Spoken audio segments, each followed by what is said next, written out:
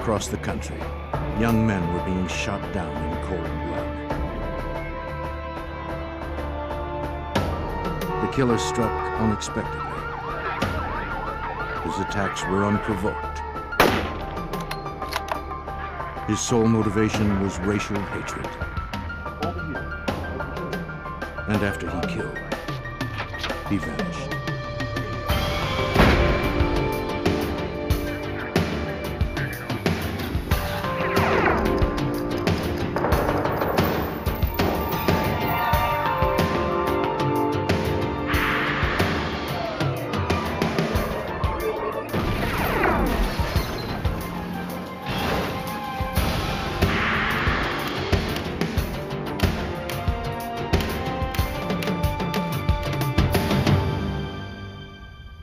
When a sniper in Utah started targeting African-American men for death, authorities launched a massive investigation.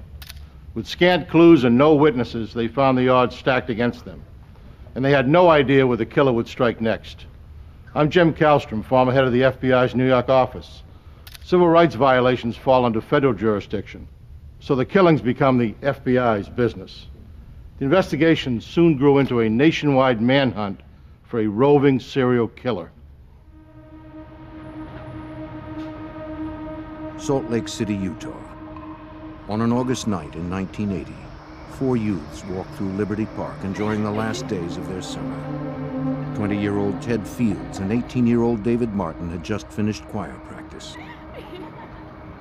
Terry Elrod had just begun dating David a few weeks earlier and had set up her friend Karma Ingersoll with Ted. This was their first date. The 4 had met to jog in the park, but decided to walk and talk instead. They were too preoccupied with each other to notice a man watching them through the scope of his rifle. When David Martin dropped to his knees, the others thought he was joking. Then Terry felt something sting her arm, and she knew he was deadly serious.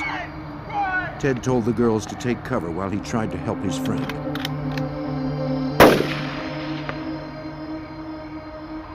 Then he too was shot down.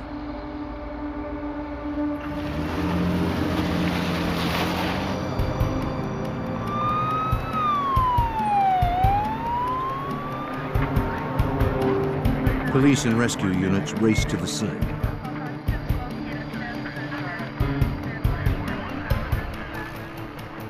David Martin, barely alive, was rushed to the hospital, but died hours later of 3 gunshot wounds.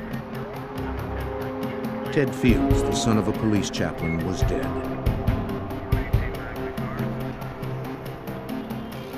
Witnesses told police they heard shots coming from an abandoned building across the street. But no one saw the shots fired, and no one saw the gunman.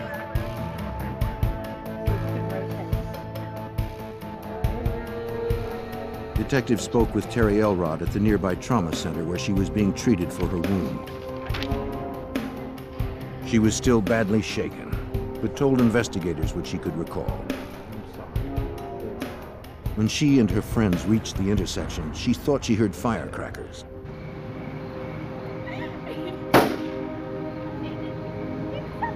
David crumpled and she felt a sting on her arm. She saw blood, then realized that David was seriously wounded. As she told her story, she recalled something that had happened a few minutes before the shooting. The group was almost hit by a car traveling the wrong way down a one-way street. But she could not identify the make, model, or license plate, and she never saw the driver. Salt Lake City Detective Don Bell didn't know why the youths were targeted. These were young boys. They'd never been in trouble with the police. We didn't have an outstanding motive. We didn't know whether it was something related to the girls, whether something related to the boys, or just a case of mistaken identity. In the morning, police returned to the crime scene to conduct a more thorough search. In a field across from the park, police found tire tracks. Technicians photographed and measured them.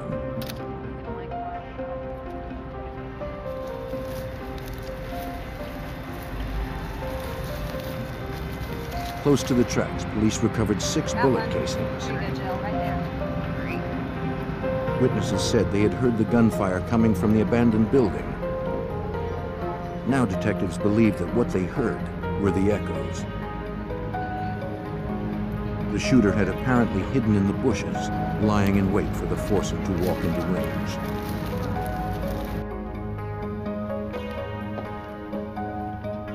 Police matched the casings to the bullets that killed the 2 young men.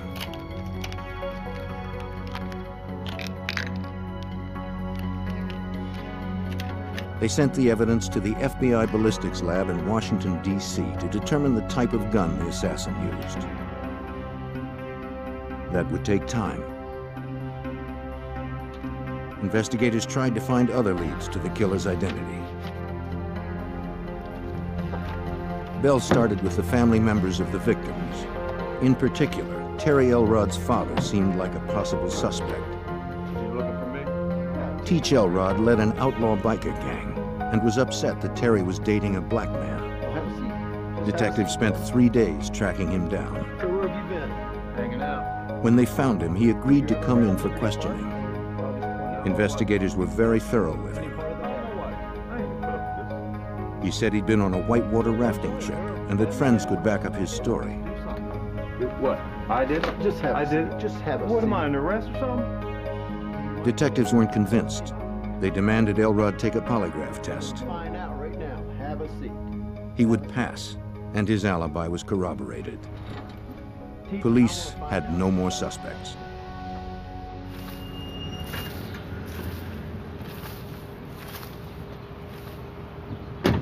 They returned to the Liberty Park crime scene to canvass the neighborhood. One resident, Gary Spicer, told investigators he had seen something suspicious earlier that evening. A car had parked close to his home, and he went out to investigate. Hey! Yo, buddy! He saw a man packing Yo, man, or what are you doing unpacking here? something in the trunk. What are you doing? What are you doing in my neighborhood? Spicer asked what he was doing, but the stranger simply shut the trunk and drove away. Spicer didn't see his face, but told investigators that he was a slender white man.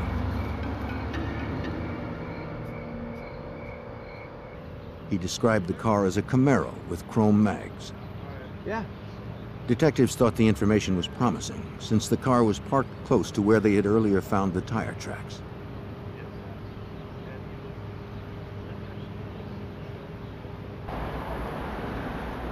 Two days after the murders, police seemed no closer to solving it. Press coverage intensified, and community outrage escalated. We'd never had a homicide like this in Salt Lake City. We had never had people just gunned down, especially young people gunned down in the middle of an intersection. The general public wanted to know about the killings. They wanted to know if they were race-related. With the possibility of civil rights violations, concern grew in the Justice Department. Assistant U.S. Attorney Steve Snarr was brought in to monitor the case. Members of the black community were particularly concerned and were somewhat vocal about whether this was racially motivated, but at the time there were no clear answers. FBI Special Agent Curtis Jensen from the Salt Lake City office was assigned to assist local investigators. When I first heard about this case, I was incensed. It caused a great deal of concern among not just the black community, but all of the community in Salt Lake City. They felt that there was an assassin loose and it could happen again. As community pressure grew, test results from the FBI ballistics lab in Washington, D.C. offered investigators a fresh lead. Examiners determined that the weapon had been a 6-shot rifle, either a Marlin or Glenfield .30-30.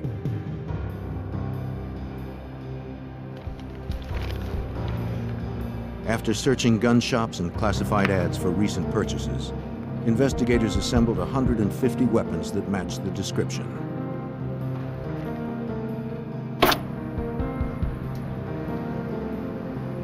They tested each one. None had fired the bullets found at the scene. By now, it was likely that the assailant had fled the area and perhaps the state. So the FBI sent out nationwide teletypes to local and federal agencies describing details of the crime, including the weapon and shell casings. With still no suspects, a $50,000 reward was offered to promote the public's help. Calls flooded in. All were checked, none panned out. Most who came forward were after the money and had nothing solid to offer. But one showed a hint of promise. A young woman claimed she might have met the killer. She identified herself as Mickey, a part-time prostitute. She was reluctant to talk to police until Detective Bell assured her she wouldn't be charged if she came in for an interview. She was actually a struggling college student, and so she would go out 2 days a week and work on one of the streets that a lot of the prostitutes worked on. She told the detective about a man she had met sometime in August, close to the time of the killings. Mickey was walking down the street when a man in a Camaro pulled up and asked if she wanted to party. She hadn't planned on turning any tricks that day, so she said no. He said he'd make it worth her while. She relented since she needed the money and the man didn't seem threatening. He spoke with a southern accent and introduced himself as Bill Hagman. He drove her to the Regal Inn Motel. Just getting ready to go. In the room, Mickey noticed that Hagman had weapons. She described 2 long guns that stood in the corner and 1 silver handgun. Hagman didn't talk about them, and Mickey was afraid to ask. She also said that the man had tattoos on both arms. On his left forearm was an American eagle, on the right, the Grim Reaper.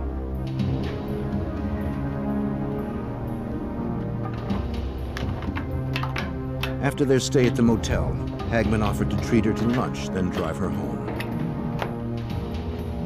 At an intersection on the way to the restaurant, he pulled out his handgun and said something she would never forget.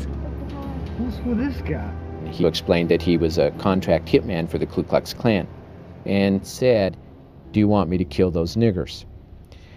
She says, "Put the gun away." She was very concerned about what he was going to do. He then says, "It's real easy. I've done work like this before. You just walk up, you shoot him, you walk on. Everybody's concerned with him falling. No one pays any attention to you."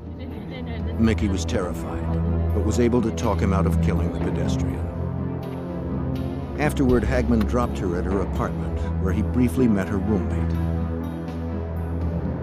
Bell wondered if Mickey was reliable, or just another false witness looking for the reward money. Even if her story was true, Hagman's role in the case was unclear. Did it have anything to do with our killing, or was this just a bad guy that was blowing through town and trying to, make this part-time hooker be impressed with his ability of being a hitman or something? If Mickey could identify the long guns she saw in the motel room, her story would have more weight, especially if she identified them as either a Glenfield or Marlin rifle, which the FBI had determined to be the murder weapon. Mickey told Bell she didn't know much about firearms and didn't look at the weapons for very long. All right, if I had to pick, The detective insisted she try. But the guns she chose from the photos didn't match either murder weapon. Mickey's story seemed like another dead end. Despite his doubts, Bell made an appointment for her and her roommate to come back and work with a police sketch artist. Meanwhile, investigators continued to pursue the hundreds of leads that poured in. Public pressure was mounting. The community feared that the sniper could strike again, and police didn't know that he already had.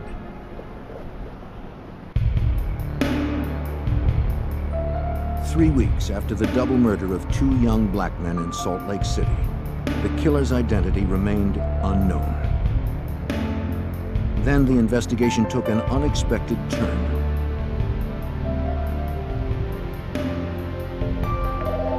Local authorities received a response to the national telex sent by the FBI.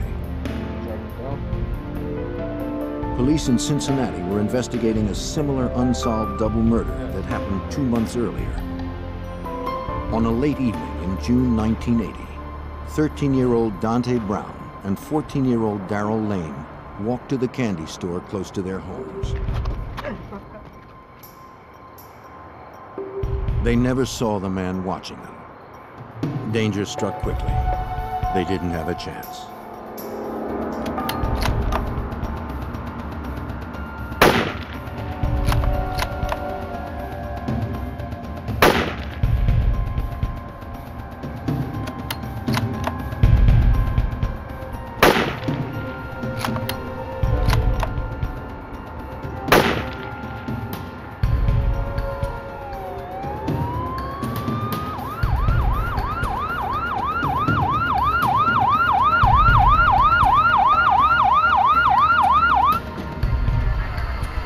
Cincinnati police raced to the scene. They found Darrell Lane dead. Dante was still alive, but in serious condition. Both boys had been shot twice.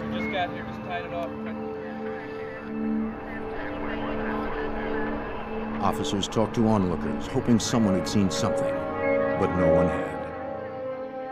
Detective Mike O'Brien of the Cincinnati Police recalls that the coroner provided investigators with their first clue. The coroner responded to the scene, and he had already performed a post-mortem examination on one of the young men and was able to tell the trajectory and the direction the shots were fired in. The coroner pointed them towards the train trestle 75 feet away.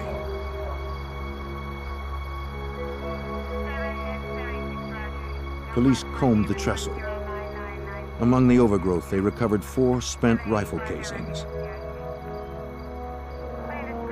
Ballistics analysts determined that they were shot from a .44 Ruger carbine rifle.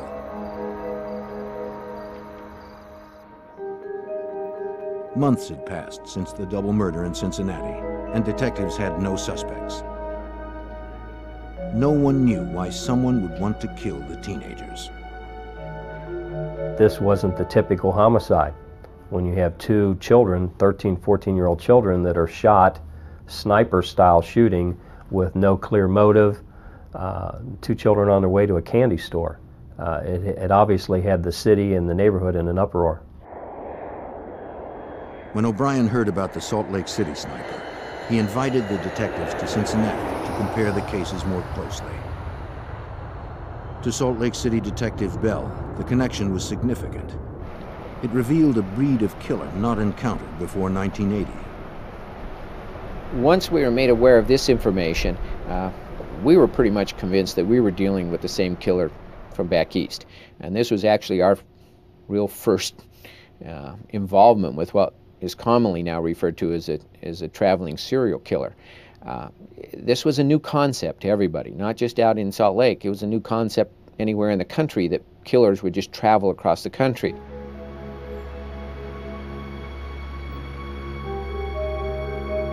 While police from both states met in Cincinnati to search for answers, Detective Bell in Salt Lake City followed up on the slim lead from the prostitute named Mickey. She told him that she'd spent time with a man named Bill Hagman at the Regal Inn Motel. He carried guns and drove a Camaro like one described by witnesses close to the crime scene. At the motel, Bell found a registration card signed by Hagman and dated August 16th, 4 days before the murders. The address Hagman listed was in Kentucky. We had the FBI run the name through their entire database. They had nothing on that name. So we felt fairly confident that everything he'd put on this registration slip was fraudulent. FBI labs in Washington, D.C. dusted the card for latent fingerprints, but found none. They also analyzed Hagman's handwriting and noted some unique characteristics that would make it easy to identify. They had no proof he was the killer, but he was the only lead they had. Although it was a long shot, a team of 20 detectives spread out to search other motels in the area. They carried copies of Hagman's Regal Inn registration card, hoping to match his handwriting in the event he used a different alias. Agent Jensen recalls the extensive search. and they conducted a search of all motel rooms from Ogden, which is 30 miles north of Salt Lake, to Provo, which is 30 miles south. And they located about 8 motels where this individual had stayed using false names, each one different, using phony addresses, and using false license numbers for his car. Local investigators also discovered the suspect had stayed at the Scenic Motel on August 20th, the day of the murders. It was just 9 blocks from the shootings in Liberty Park. Though Hagman used different names at each motel, the FBI labs confirmed the handwriting was the same. One of the cards yielded a fingerprint. But a check in the National Fingerprint Database turned up nothing. Is this one of your motel registrations? At the Sandman Motel, they got another break. Help me out for a second. Detectives discovered that his registration card listed a Camaro with its license plate number. Okay, now, I see a license number. But a second license number was written in the margin by the motel's owner. Yes, I do. I wrote that number there. That's the correct number. He must have been in his late 70s, early 80s. He went out every night around 3 o'clock in the morning and would take all of his motel registration slips and walk by all the cars and check their license plate numbers against what were put on the cards, because he was so sure that his guests were going to steal a pillow or a pillowcase. When the owner checked the plates on Hagman's Camaro against his registration, the numbers didn't match. So he recorded the correct Kentucky plates in the margin of the card. A DMV search revealed the license plate and the Camaro were registered to a member of a prominent Louisville, Kentucky family. The Salt Lake City detectives shared their discovery with detectives in Cincinnati. Yeah, this is Michael Bryant. How you doing? They immediately responded to Louisville and made contact with the police agency there and tracked down the actual registered owner of this car. He had in fact sold the car to another person some months before.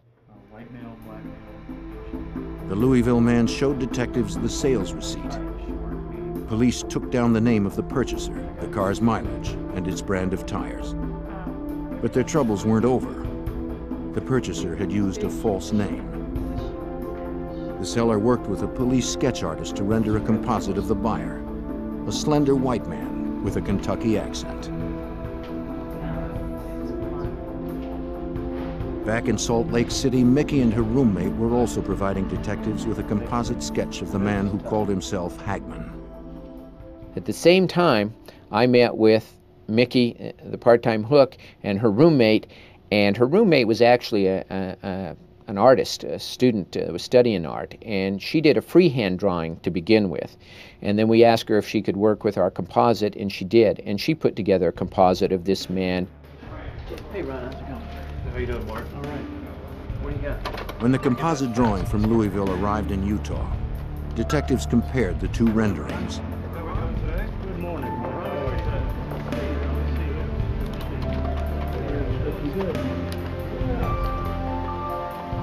They were remarkably similar. Investigators now had the face of the suspected serial killer. Investigators hunted a serial killer who had murdered 2 young African Americans in Cincinnati and 2 more in Salt Lake City. They now had a sketch of their suspect, but lead detective Don Bell still had no name and no hard evidence connecting him with the murders. We didn't have anything to charge him with. However, we did find a motel that he stayed here in Salt Lake for 2 nights. Since he left without paying, we immediately applied for a warrant, which was granted, and we charged him with defrauding an innkeeper or failure to pay.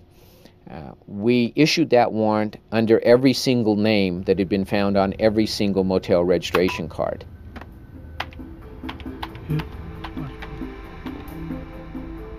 The FBI entered the warrant, the license plate, and all of his aliases into the NCIC, the National Crime Information Center, a computer database that links over 57,000 law agencies nationwide. On September 25, 1980, over a month after the Salt Lake City murders, the FBI database paid off. When officers in Boone County, Kentucky arrived at a local motel to arrest a pair of jewelry thieves, the manager told them that one of his patrons was complaining about the lights and noise from their vehicles. 7, 8 police cars in the parking lot with the red lights going and the radios blaring, and another person living in this motel took offense at being disturbed by all this noise and called the manager's office and said, "What are the cops doing there, and how come it's so noisy, and you know, I'm going to leave if you don't quiet down." And so the manager went out and approached one of the Boone County officials and said, "You know, my tenant is really upset that you're causing all this trouble." When the sergeant asked who was complaining, the night manager told them that the calls were coming from room 80. Perturbed, the sergeant ran the license plate of the Camaro registered for the man in that room. The computer check, tied into the FBI database, turned up the warrant from Utah. Boone County sheriffs went to room 80. A slender, white male with a southern accent answered the door. Inside, officers saw 2 shotguns on the bed. They cuffed him and brought him in for questioning. This time, the fugitive registered with his real name, Joseph Paul Franklin. They notified Salt Lake City investigators that they had their man. Detective Bell and his colleague were on the next plane to Kentucky.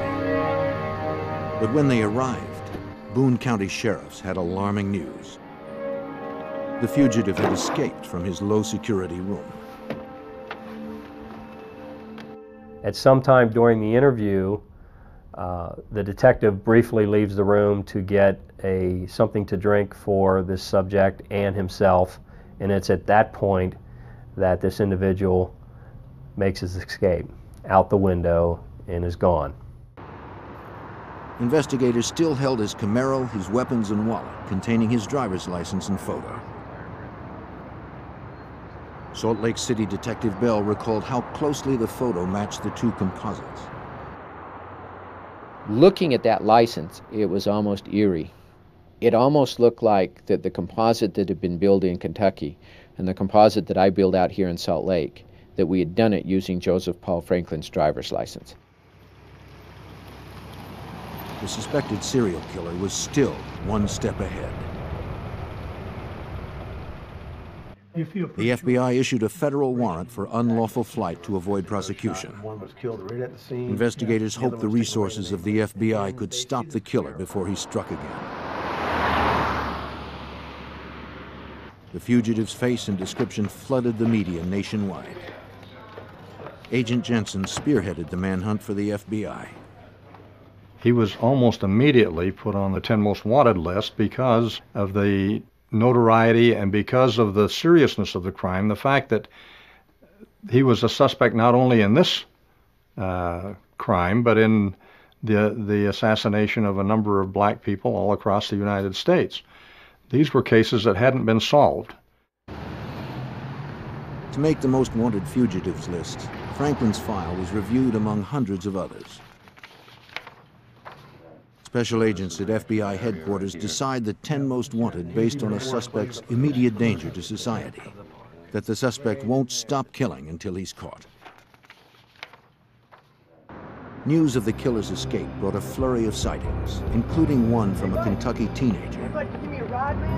He said a man had offered him $100 to take him across the river to a shopping mall in Cincinnati. Investigators swarmed the mall to interview anyone who thought they'd seen him. They discovered the suspected serial killer had purchased new clothes and had his hair cut and dyed. Franklin had changed his appearance and still had a source of cash. Back in Kentucky, evidence technicians scoured the Camaro for clues.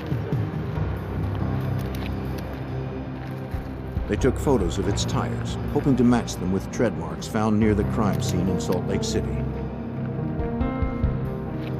They matched. For Detective Bell, it was a major breakthrough. The tires were sort of a new prototype that were only being released east of the Mississippi. So for tires to show in a dirt field in Salt Lake City, they would have had to have been purchased at that time east of the Mississippi. That placed that car with that man in our city. At the FBI ballistics lab in Washington, D.C., examiners analyzed the weapons Franklin had left behind.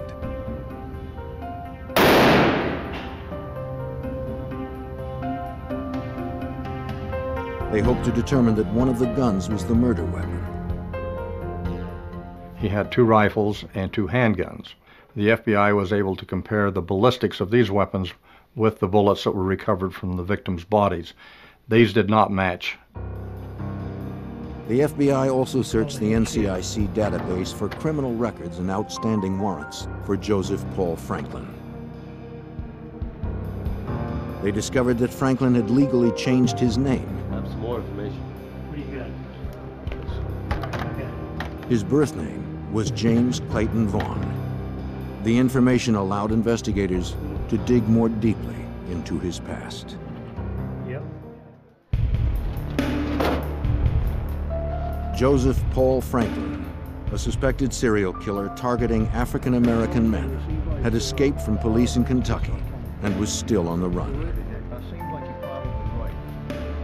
The FBI had determined that he changed his name from James Clayton Vaughn. Agents and local detectives traced his history to his hometown in Birdtown, Alabama. They spoke with people who knew him. For Cincinnati detective Mike O'Brien, a clearer picture of the fugitive started to emerge. Birdtown is described as basically one side of the track is black and the other side is white. And so there was a lot of racial tension in his upbringing. There was a lot of problems between whites and blacks in that area. His mother had relatives that had been in World War II on the side of Nazi Germany. Franklin at one point had said he had read Mein Kampf and was very impressed with this writing. Joseph Paul Franklin had selected his new name to honor one of his heroes, Hitler's chief propagandist, Paul Joseph Goebbels. The FBI tracked his movements over the previous year and found that they coincided with several unsolved bank robberies. That's him. That's him. Agents also learned that 2 years earlier, he had sent a letter threatening to kill President Jimmy Carter because of his pro-civil rights views. The president was currently campaigning in the South, where Franklin had last been spotted. The election was just weeks away. If Franklin was going to make good on his threat, it would be soon. Detective Bell remembers that the FBI and Secret Service rushed into action. Well, they decided that Joseph Paul Franklin, also James Clayton Vaughn, was definitely a threat to President Carter because he had written that he would like to kill him. So they passed pictures of Joseph Paul Franklin in every city that the president was going to visit. The FBI had to get to Franklin before Franklin got to the president. We were able to, through contacting his friends, determine that during the process of his flight, he was selling his blood plasma to obtain money to live on. And as a result of that, we sent bulletins out to all of the blood plasma centers in the southeastern part of the United States. Clinics across the South received packets from the FBI with information on the killer, now suspected of murder in at least 7 states. Miss Jackson, are you okay? I'm just so dizzy. Okay, well, lay down there for a minute. It's going to take just a few minutes to...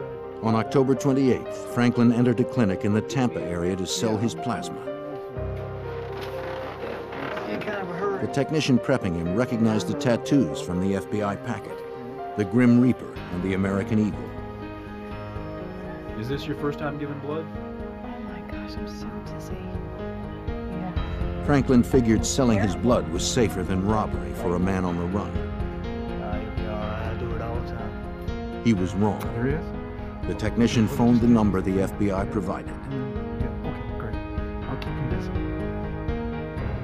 Federal agents surrounded the clinic and moved in to arrest Franklin. This time, there would be no mistakes. Straight. Have the right to remain silent. The killer went quietly without a fight.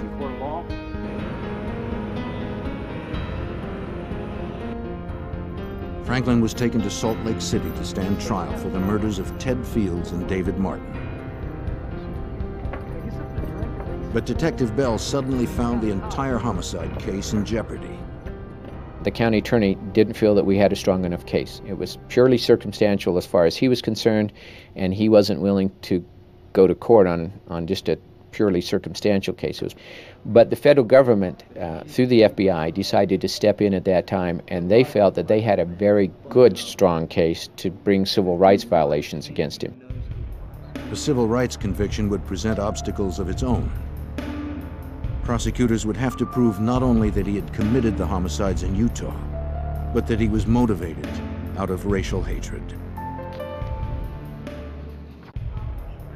The FBI held suspected serial killer Joseph Paul Franklin in Salt Lake City, while federal prosecutors built a case to prove his murders were racially motivated.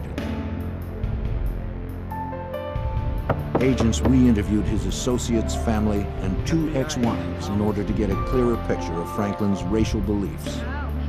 Agent Jensen sent his team to Franklin's hometown of Birdtown, Alabama. We were able to go back and meet with people that knew him, and we were able to develop a history of him, if you will, as to what he was like, the fact that he had been associated with the Ku Klux Klan. He'd been associated with the American Nazi Party. The fact that he'd been arrested a number of times for disorderly conduct, and in some instances because he possessed a weapon. Prosecutors pursued witnesses who could testify to Franklin's whereabouts and his racist views. At one motel, a manager agreed to speak at trial about his encounter with Franklin.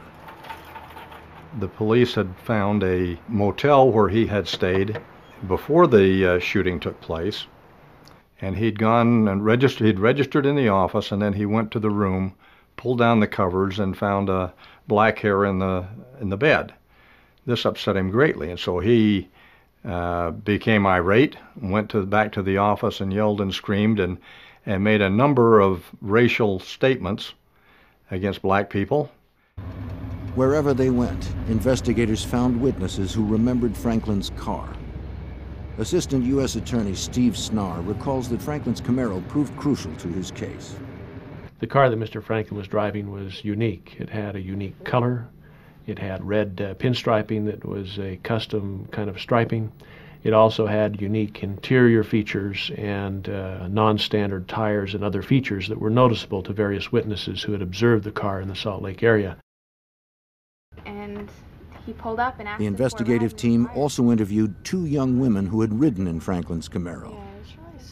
We came up with 2 girls, a lady by the name of Sandra and another one by the name of Rhonda, who actually at 4 o'clock, 4:30, 4:45 on the day of the killing, were hitchhiking a couple of blocks away from the park. This man in the Camaro picked them up, and they needed to get to the downtown bank to deposit their paycheck before it closed at 5. As they got in the car, Franklin asked them if black people hung out in the park. One of the girls, who was dating a black man, said yes. Before he dropped them off, he handed them printed cards that said, "Take off your clothes." Bell sent the cards to the FBI lab, and examiners were able to conclusively match them to similar cards found in the glove compartment of Franklin's Camaro. The timing of the women's story was also compelling. They actually saw him again that night, a block and a half away from the park at 8:30. So little by little, we're putting him almost in the park at the same time the victims were.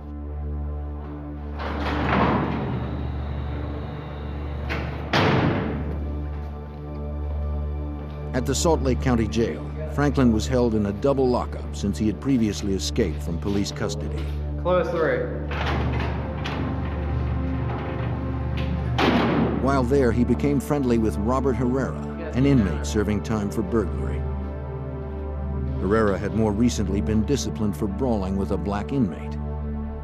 Although the fight was not racially motivated, Franklin assumed Herrera held the same hatred of African Americans.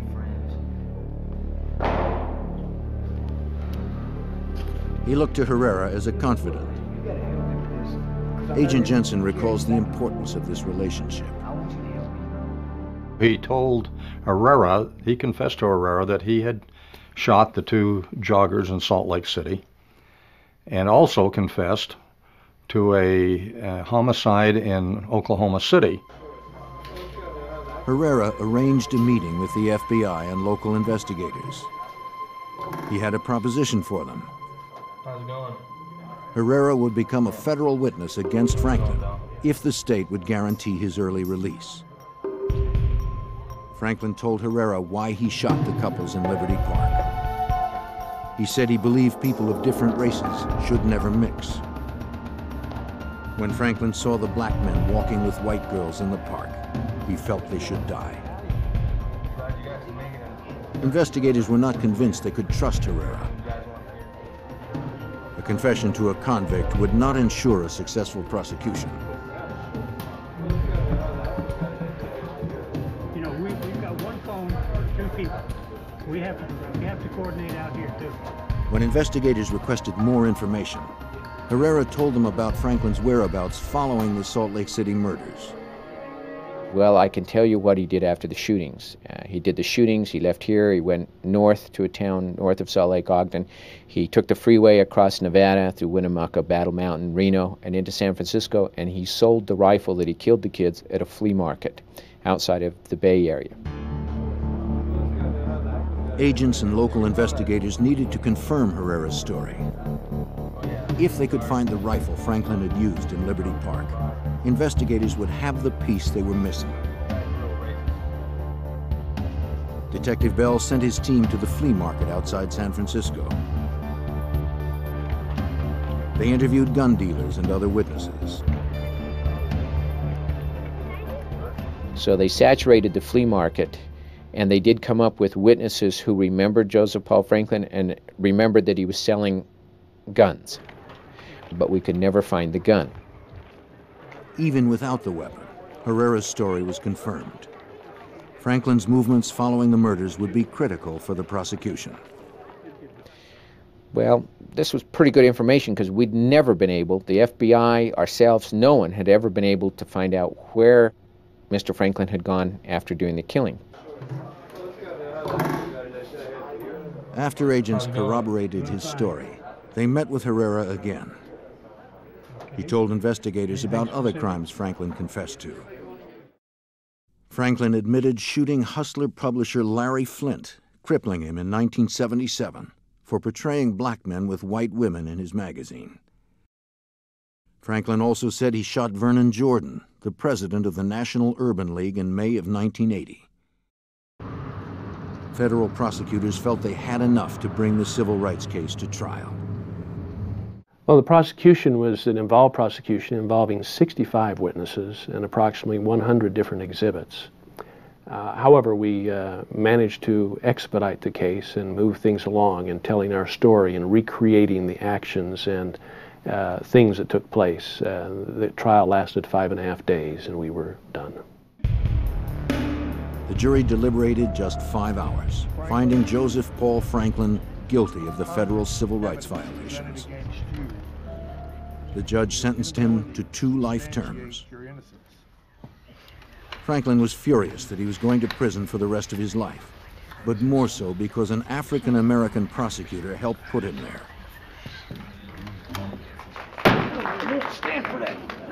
In a rage, Franklin jumped out of his chair and threw water on the attorney.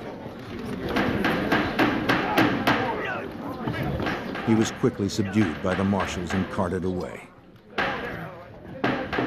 In an interview following his sentencing, Franklin finally admitted to investigators what motivated the killings in Utah and across the country. He said himself that he is a racist, that he had a plan to assassinate as many blacks as he could. This was his whole purpose. After the successful federal trial, the Salt Lake County prosecutor felt he could win a state homicide case against Franklin. Franklin was escorted to the courthouse where he had spent the last 2 months during the federal trial. During a recess, he was left unattended in a holding room.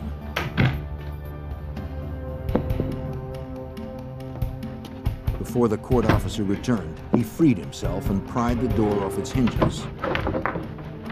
Franklin had escaped. No one knew how he had escaped from the holding cell, but when the jailers went to bring him back into court before the jury came in, he wasn't in the conference room. Jeff! Jeff! It looked as if Joseph Paul Franklin was free once again to continue his path of terror. The elevator was his only way out, and only operable with a guard's key. But a marshal found the control panel dismantled. Franklin had hot-wired it using only a dime and a paper clip. He was able to take the plate off the elevator, the prisoner elevator, and strip the wires and call the elevator to that floor. And then he disappeared. Police closed off the streets as jailers searched the courthouse for the fugitive. The rest of us, we immediately put out an area-wide alert that this man had escaped, and we brought every available officer there was scouring the downtown area. At the same time, the jailer decided that maybe he noticed that the top panel on the elevator had been loosened. So he climbed up on top of the elevator and noticed some movement in the dust and thought, well, somehow he's in this building. So that particular jailer started crawling every single air duct in the courthouse. He found him. Franklin scurried like a rat in the ductwork, always remaining out of his reach. But when Franklin came to the end of the duct, a second guard was waiting. Got your bracelets right here. Well. He was back in custody within an hour. That's it. Get him out of here. We cleaned him off and combed his hair and brought him back in. And the jury was none the wiser. They just got an extra hour for lunch. Over his next 17 years in prison, Franklin confessed to 16 murders in 8 states. In all that time, he never admitted to the double homicide in Cincinnati. Detective Mike O'Brien never gave up. He continued to build his case, hoping to convict Franklin of the Cincinnati murders. O'Brien's break came when he was able to convince Franklin to interview with Melissa Powers, an assistant district attorney from Cincinnati. The minute that Mr. Franklin walked in the room and sat down, and Miss Powers introduced herself, told him who she was, why she was there, he said, "You know, I did it. I killed those 2 kids in Cincinnati." Immediately, as he sat down, which was what I've been trying to get him to do for some 17 years, he did in a matter of about 30 seconds. In 1998, Franklin received 2 more life sentences for the Cincinnati murders.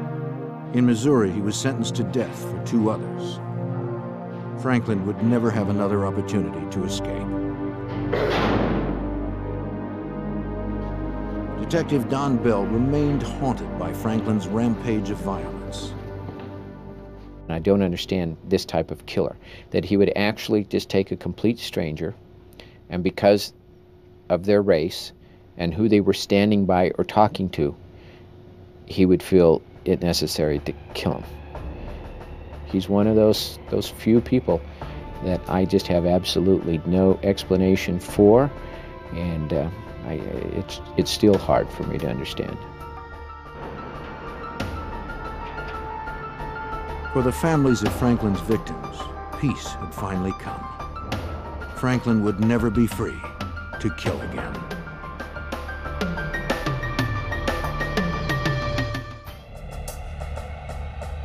A serial killer was on the loose in western New York. He chose his victims for the color of their skin. The community was gripped by fear, not knowing when or where he would strike next. The only evidence he left behind was spent shell casings. To focus their search, local authorities called on an FBI profiler for help. They needed to stop his murderous rampage before the killer ended another life.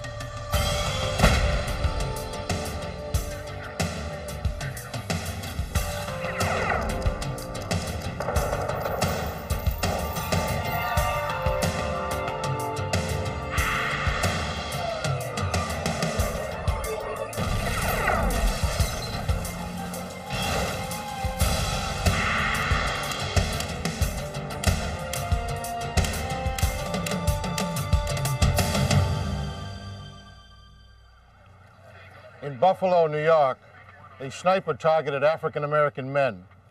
He held a city hostage and threatened to ignite a racial powder keg. And it looked like others might be following his bloody example. I'm Jim Kallstrom, former head of the FBI's New York office. When it became clear that physical evidence alone wasn't enough to corner the killer, FBI profilers developed other means. Their work provided the only hope of flushing him out and connecting him to his crimes.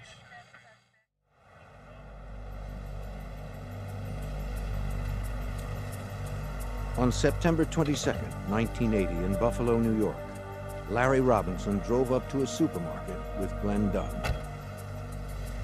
Dunn promised to wait while Robinson went in to cash his paycheck.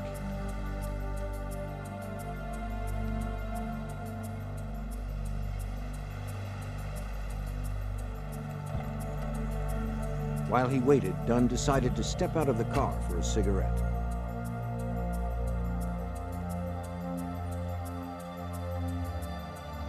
At about 9:45 p.m., psychiatric nurse Madonna Gorney just finished her shift.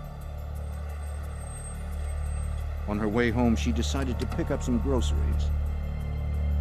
Not far from where she parked, Gorney spotted Dunn fidgeting in the shadows. She was alone and felt unsafe.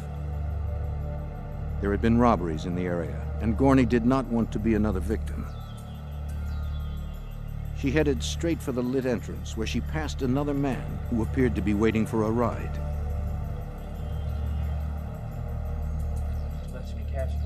Gorney felt safer once inside. Larry Robinson had only a short wait in line to collect his money.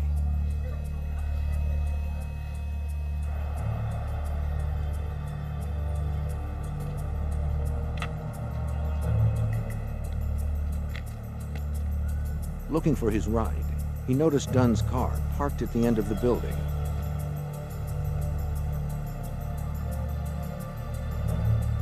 When Robinson tried to get in, the door was locked. Dunn did not respond. Robinson came around to the driver's side and discovered Dunn was not moving.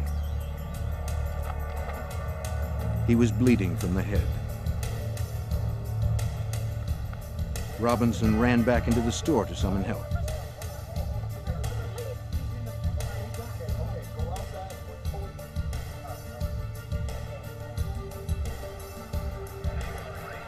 When Madonna Gorney left the store, she noticed commotion at the end of the building and asked if she could be of any help. The security guard replied that it wasn't necessary. The situation was under control.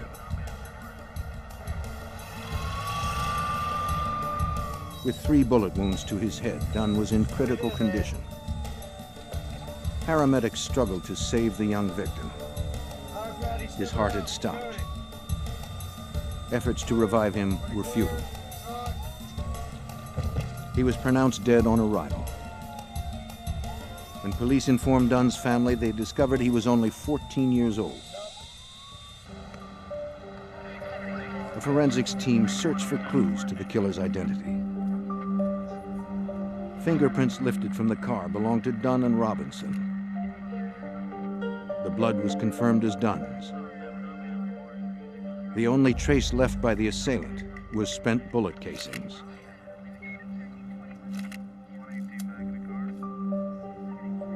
They had been fired from a .22 caliber weapon. A check of the car's license plates revealed it had been stolen the night before from a local dealer. Police questioned Robinson. He told them that he only knew Dunn casually from the neighborhood and did not know the car had been stolen. Robinson said he'd been walking to the supermarket earlier in the evening when Dunn drove up and offered a ride. Friends and family would later confirm that he and Dunn barely knew each other. I'm here at the Top supermarket. The crime was already making news.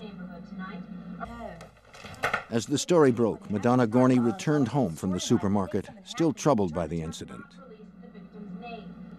But they did confirm that he is a 14-year-old local resident. Gorney was upset to learn that a young boy had been killed in the parking lot. She decided to call police the next morning to see if she could be of any help. Buffalo homicide detective John Regan initially thought the slaying might be a result of a car theft ring. Exploring where the stolen car had come from and the people that may have been responsible for it, it became apparent that this was not the focal point of the investigation.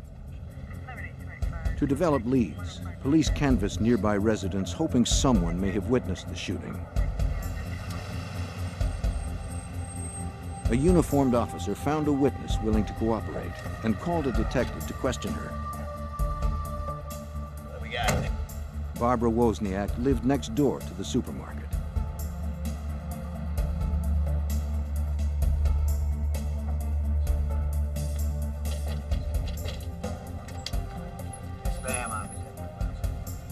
She told the detectives that she had heard the gunfire and seen the assailant. Well, we just start from the beginning. At around 9:45 on the previous evening, she was cooking when she heard 3 pop-like sounds. She hurried to her window to see what had caused the noises. She saw a white man running from a parked car. He wore a hooded sweatshirt that obscured his face. While the detective spoke to Wozniak, he was informed that a witness from the supermarket had called offering her help.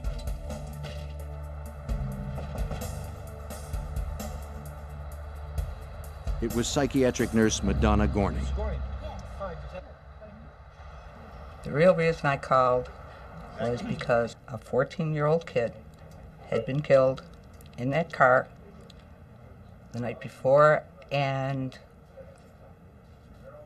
all I could think of at the time was, I'm a mother. If somebody killed my kid, I would really want to know who it was. Gorney recounted what she had seen that night at the supermarket, hoping it would be of some help. When I pulled in, I noticed a man standing under the lamppost near the edge of the parking lot. When I got out of the car, I purposely walked farther away from him with the idea that, yeah, I was alone, it was dark. If he was standing there, he was probably up to no good, and I didn't want to be part of it. Anxious, Gorney looked for other people who might be of assistance if she were to become a victim of crime. My first reaction was, wow, there is somebody else out here. As I walked closer to the door and was able to get a better look at him, I thought to myself, if something does happen, he's not going to be of any help to me, because basically he had a very dazed or very dopey look on his face, and I wasn't impressed. She described him as a slender white man with dark hair who held a brown paper bag on his lap. He wore metal-rimmed glasses and a hooded sweatshirt which shadowed his features. The description seemed promising, since the previous witness had described a similar man running from the scene. Detectives hoped that Gorney could provide details for a sketch. After talking to Gorney, Buffalo detectives got word of a similar shooting in the nearby suburb of Cheektowaga. The victim, 32-year-old Harold Green, was rushed into emergency surgery as detectives arrived at the hospital. His situation was critical after being shot in the left side of the head with .22 caliber slugs.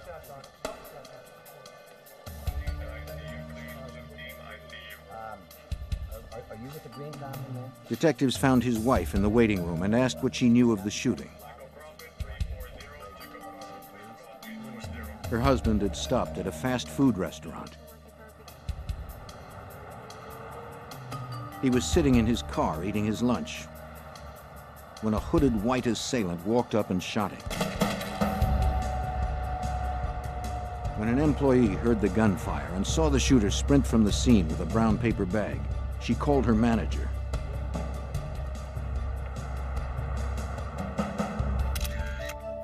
The method of this attack resembled the one from the night before.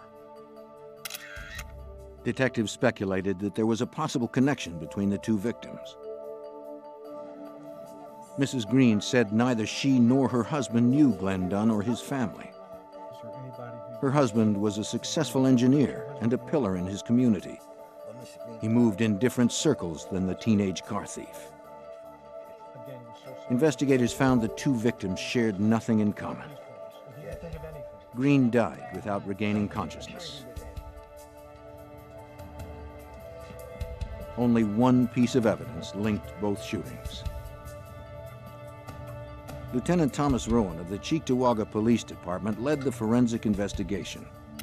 We had our first piece of hard physical evidence that connected the shooting in Cheektowaga at the fast food restaurant, the shooting which took place in Buffalo, New York.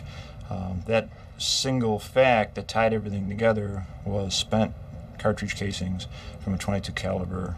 At that point, it was only identified as a firearm because we didn't know what type of firearm had produced the spent shell casing. That same night, homicide detectives were summoned to another shooting. It was the third attack on an African-American man in less than 36 hours. 31-year-old Emmanuel Thomas had been killed while crossing a residential intersection. From eyewitness accounts, the investigators pieced together the chain of events. An hour earlier, Frenchie Cook left the home of his friend Emmanuel Thomas.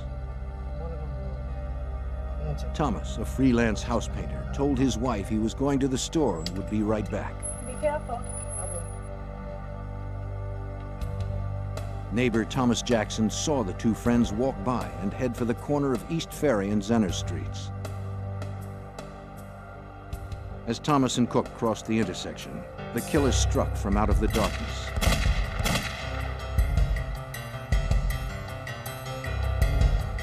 With a gun concealed in a paper bag, he shot Thomas several times in the left side of the head. Thomas collapsed to the pavement. Frenchie Cook was in shock. He never saw the assailant approach. He did not know anyone that would want Emmanuel Thomas dead. A teenage witness who saw the shooting from across the street described the suspect as a hooded white male, around 5'8" or 5'9". The forensic team retrieved .22 caliber shells resembling those found from the previous shootings. They were sent to the lab for comparison. Detectives had little else to go on. In this particular case, we had two common denominators. We had black men and we had a .22 caliber weapon that was used to kill them. Other than that, there were no connections between the victims, either collectively or even singly, and no connection with a shooter. Startled investigators came to the realization that Buffalo had a serial killer on the loose. Police had no leads and only one apparent motive. Assistant District Attorney John DeFranks was called in to monitor the case. We uncovered no evidence that there was a robbery motive. We uncovered no evidence that this was a situation involving bad blood between the attacker and the victim. What we had was an assassin randomly shooting people on the basis of race. With the identity of the racist assassin unknown, the press dubbed him the .22 caliber killer. He was already on the prowl for his next victim. The .22 caliber killer was preying on African American men in Buffalo, New York, killing 3 in 36 hours and leaving little evidence behind. Emmanuel Thomas had been the killer's latest victim, gunned down crossing the street in front of his home. Medical examiners performed an autopsy. They found powder burns near the entry wounds. This meant that the muzzle of the murder weapon was placed close to his temple. From the pattern and severity of the burns, examiners believed they were caused by a sawed-off rifle. They removed 2 mangled .22 caliber slugs from his head and sent them to the ballistics lab for analysis. As investigators searched for answers, community fear turned into anger. Erie County District Attorney Ed Cosgrove was in charge of coordinating the hunt. The black community demanded action by the police.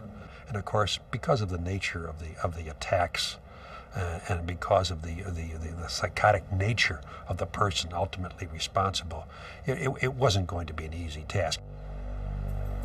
The next day, on September 24th, Joseph McCoy walked down a residential street in Niagara Falls, 20 miles north of Buffalo.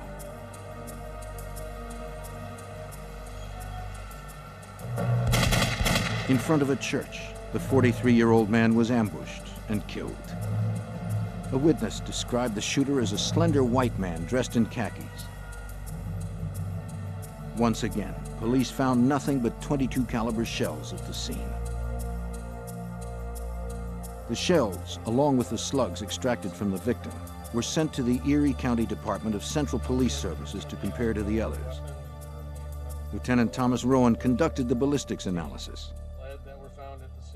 In this case, it presented a rather difficult challenge to the firearms examiners and the law enforcement, is that the bullets themselves, as it went into the body, they broke up, they disintegrated, and broke into tiny little pieces, making specific identification of the weapon from the bullets inside of the victims very difficult, not impossible for the firearms examiners. The shell casings could tell them more. Every gun leaves specific marks on a shell when it fires. The firing pin, ejector, and extractor from a weapon make impressions on the casings. For examiners, this is the gun's fingerprint. They found that the markings on the casings from the 4 crime scenes all matched. The relationship of the firing pin impression, the ejector, and the extractor marks suggested fairly early on that a specific type of weapon was used, and that was a Ruger Model 1022. The fourth shooting sent more shockwaves through the black community, and investigators still had no suspect. Local officials had no answers. They called on the FBI for assistance. Special Agent Chip Mrazowitz realized the case had the greatest urgency for the community.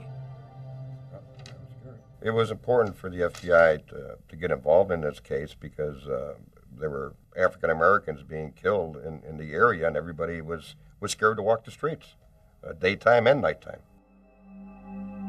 A composite sketch was rendered by an FBI artist who worked with several witnesses that had gotten glimpses of the killer. The sketch was circulated through patrols, newspapers, and television. Police also carried the sketch door to door, hoping that someone would recognize the suspect. When thousands of calls began to pour in, Detective Regan realized the composite did little to focus the investigation. Basically, the composite sketch was like Everyman. As a result of it being published, I think we got somewhere around in the neighborhood of 6,000 calls that had to be checked out. And one of the fears really is that you may actually get the suspect, and because you've done so many of these, it becomes routine and you don't pay attention. That's the ultimate fear, that you go right by the man. While local investigators tracked down leads in the Buffalo area, FBI agents pursued those outside of Erie County. Leads were followed in Pennsylvania, Ohio, all of New England, and across the border in Canada. To have that many leads, we were occupied 24 hours a day. We were looking for one lone white male who possibly could be walking next to you in a street or having lunch with you at some cafeteria, and you don't know if you had the .22 caliber killer next to you. On October 8, 1980, workers on a construction site in the Buffalo suburb of Amherst came across an abandoned taxi on the service road of the New York Thruway. When no one returned to move it, they contacted the state police.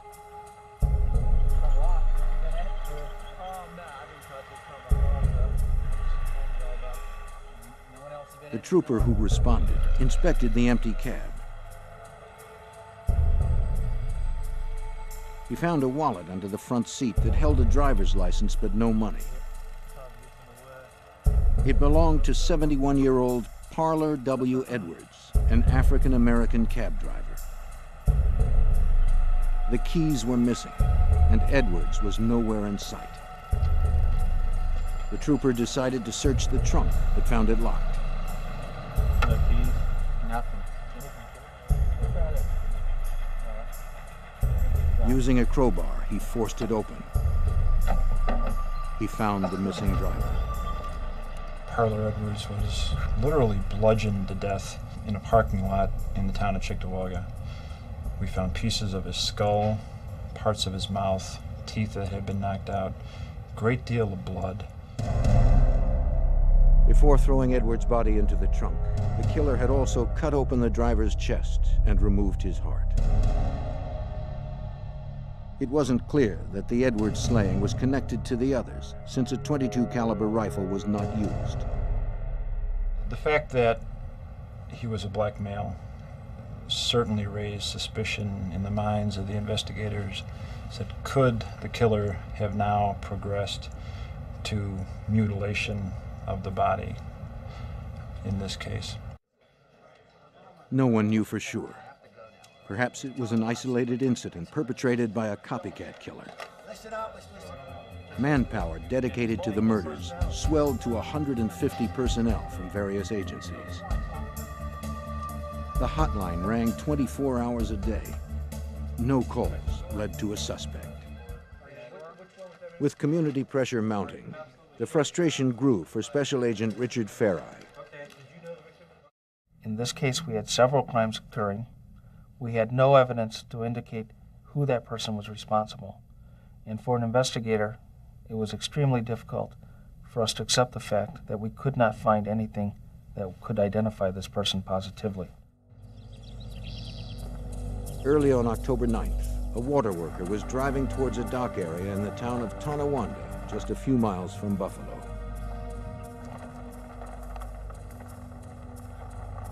On the edge of the road, he spotted a man laying face down near the tall grass.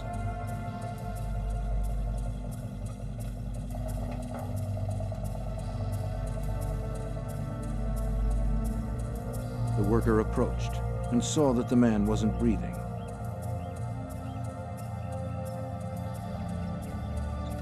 He immediately called authorities.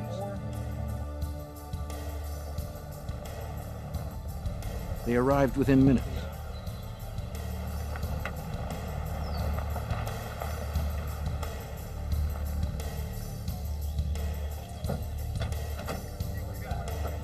Investigators identified the victim as 41-year-old Ernest Jones. Like Edwards, Jones was a taxi driver who had his throat slashed and heart cut out before his body was moved to a remote location. He was the 6th African-American male to be murdered in the Buffalo area in less than 3 weeks. Authorities were baffled. With little evidence to guide them, they weren't sure if one person was responsible for all 6 homicides. Only one aspect linked the first 4 shootings with the deaths of the 2 cabbies. Basically what you have is the 4 shootings which are definitely linked. You have the 2 cab drivers who are linked to each other, but not necessarily to this. There's controversy even within the police, within teams of investigators as to whether or not they're connected. Agents and local authorities had no way of knowing if there were 1 or 2 serial killers out there killing black men. By October 9th, 1980, 6 African-American men had been found slain in the Buffalo area. Authorities were not certain that only one person was responsible. In just 3 weeks, the serial killings had split the local community along racial lines. District Attorney Edward Cosgrove led the investigation. It's hard to even describe the community mind at that time. There were demands for action all over from the black community for the police to stop what was happening here. I had press conferences that were attended by the national press. Everybody descended upon Buffalo, and everybody wanted answers from me. I didn't have the answers. The story made national headlines. A $100,000 reward was offered for information leading to the arrest and conviction of the .22 caliber killer. President Jimmy Carter took notice. With the wedge of civil rights violations dividing the Buffalo community, the president declared the investigation a federal case. Local lawmen now had the full resources of the FBI at their disposal. As federal agents began sifting through the collected information, another incident rocked upstate New York.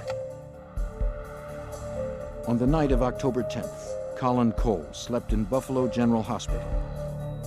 Cole was an inmate from a local jail, recuperating from a drug overdose. Just as visiting hours were coming to a close, a man walked down the hall of the 7th floor looking for Cole's room. The recovering addict gasped for breath as the man tightened the ligature. A nurse administering medication surprised the strangler. He fled, leaving Cole alive. The nurse alerted hospital security. But the call came too late. It was the 7th attack on a black man in just 3 weeks. No one knew for sure if the .22 caliber killer was responsible for this attack. What we have is this crime scene. Lieutenant Thomas Rowan and his team had little understanding of serial killers at the time. Glimpsing into the mind of a serial killer is like twinkling your toes into the abyss of the very weird. You're never really sure what's there. Local investigators needed someone who was more familiar with these types of offenders.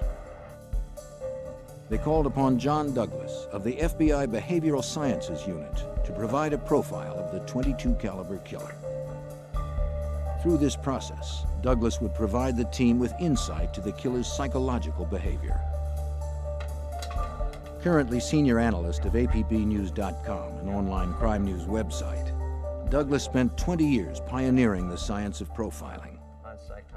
A profile is designed to come up with the most probable offender. Its goal is to eliminate a lot of false leads.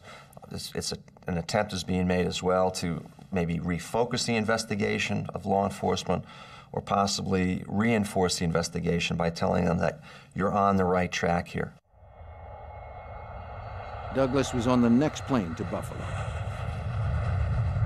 During the trip, he familiarized himself with the case files. You have to walk in the shoes of both the subject and walk in the shoes of that victim to truly understand really what took place during that assault. I'm going to be asking myself the question, why? Why this victim? He confirmed what local investigators believed. The only connections among the 6 murder victims were their race and sex. They were black men who had been chosen by at least one killer as targets of opportunity. The strangled survivor, Colin Cole, was not a random victim since he had been sought out in his hospital room. The profiler believed Cole's attacker was at the very least a racist copycat, not necessarily responsible for any of the murders. Douglas needed to probe further. He had to meticulously recreate each murder from the known evidence. Reviewing all 6 attacks, the profiler looked for behavioral characteristics that could be ascribed to just one offender. When you look at serial killers, you look at patterns as well as signature. Signature is something that the offender does. It's kind of repetitive behavior, but behavior that the subject has to do. It's more of a ritual. Douglas found the behavior from each of the 4 shootings to be similar. The .22 caliber killer had surprised random victims, fired quickly from close range, then bolted, leaving his prey before they were dead. The assassin's signature was a blitz style of attack. The Cabby murders didn't seem to fit that pattern. In those 2 cases, the killer had severely bludgeoned the victims, mutilated them, then dumped them far from where they were killed. The killer had spent a great deal of time with the bodies, even after death. To Douglas, this suggested two different killers. There are different types of serial killer. They're the very personal types of serial killers and the impersonal style and type of serial killer. The personal type of an offender wants to look in the eyes of the victim, and they want to spend hours, if at all possible, with their victims, be in a position of total control and domination. That's what really is going to turn them on. It appeared the cabbies were murdered by a personal type of serial killer. Those crimes demonstrated a rage and overkill that were not evident in the shootings. Douglas believed that the psychopathology of the .22 caliber killer left a seemingly different behavioral thumbprint. And the assassination style of serial killer are somewhere in an age group between 25 to 28 is when they first begin to surface. And how they can be described as really more of an asocial type of personality, not so much antisocial, but asocial, keeping to themselves. They generally become obsessed with weapons. They may be found with having multiple weapons as well. The person would probably, if he was in the military, I said that he'd have difficulty in any branch of the service and would probably, at some point, would even receive a discharge. To the profiler, it looked as if Western New York may have had two distinct serial killers on the loose. Douglas reported his findings to local investigators. Because the technique of profiling was new in 1980, a few had doubts about its reliability. Some people look at this as this is some type of voodoo or witchcraft. I mean, how are you able to determine, for example, age of the offender? And actually, it's pretty easy once you do enough of these cases.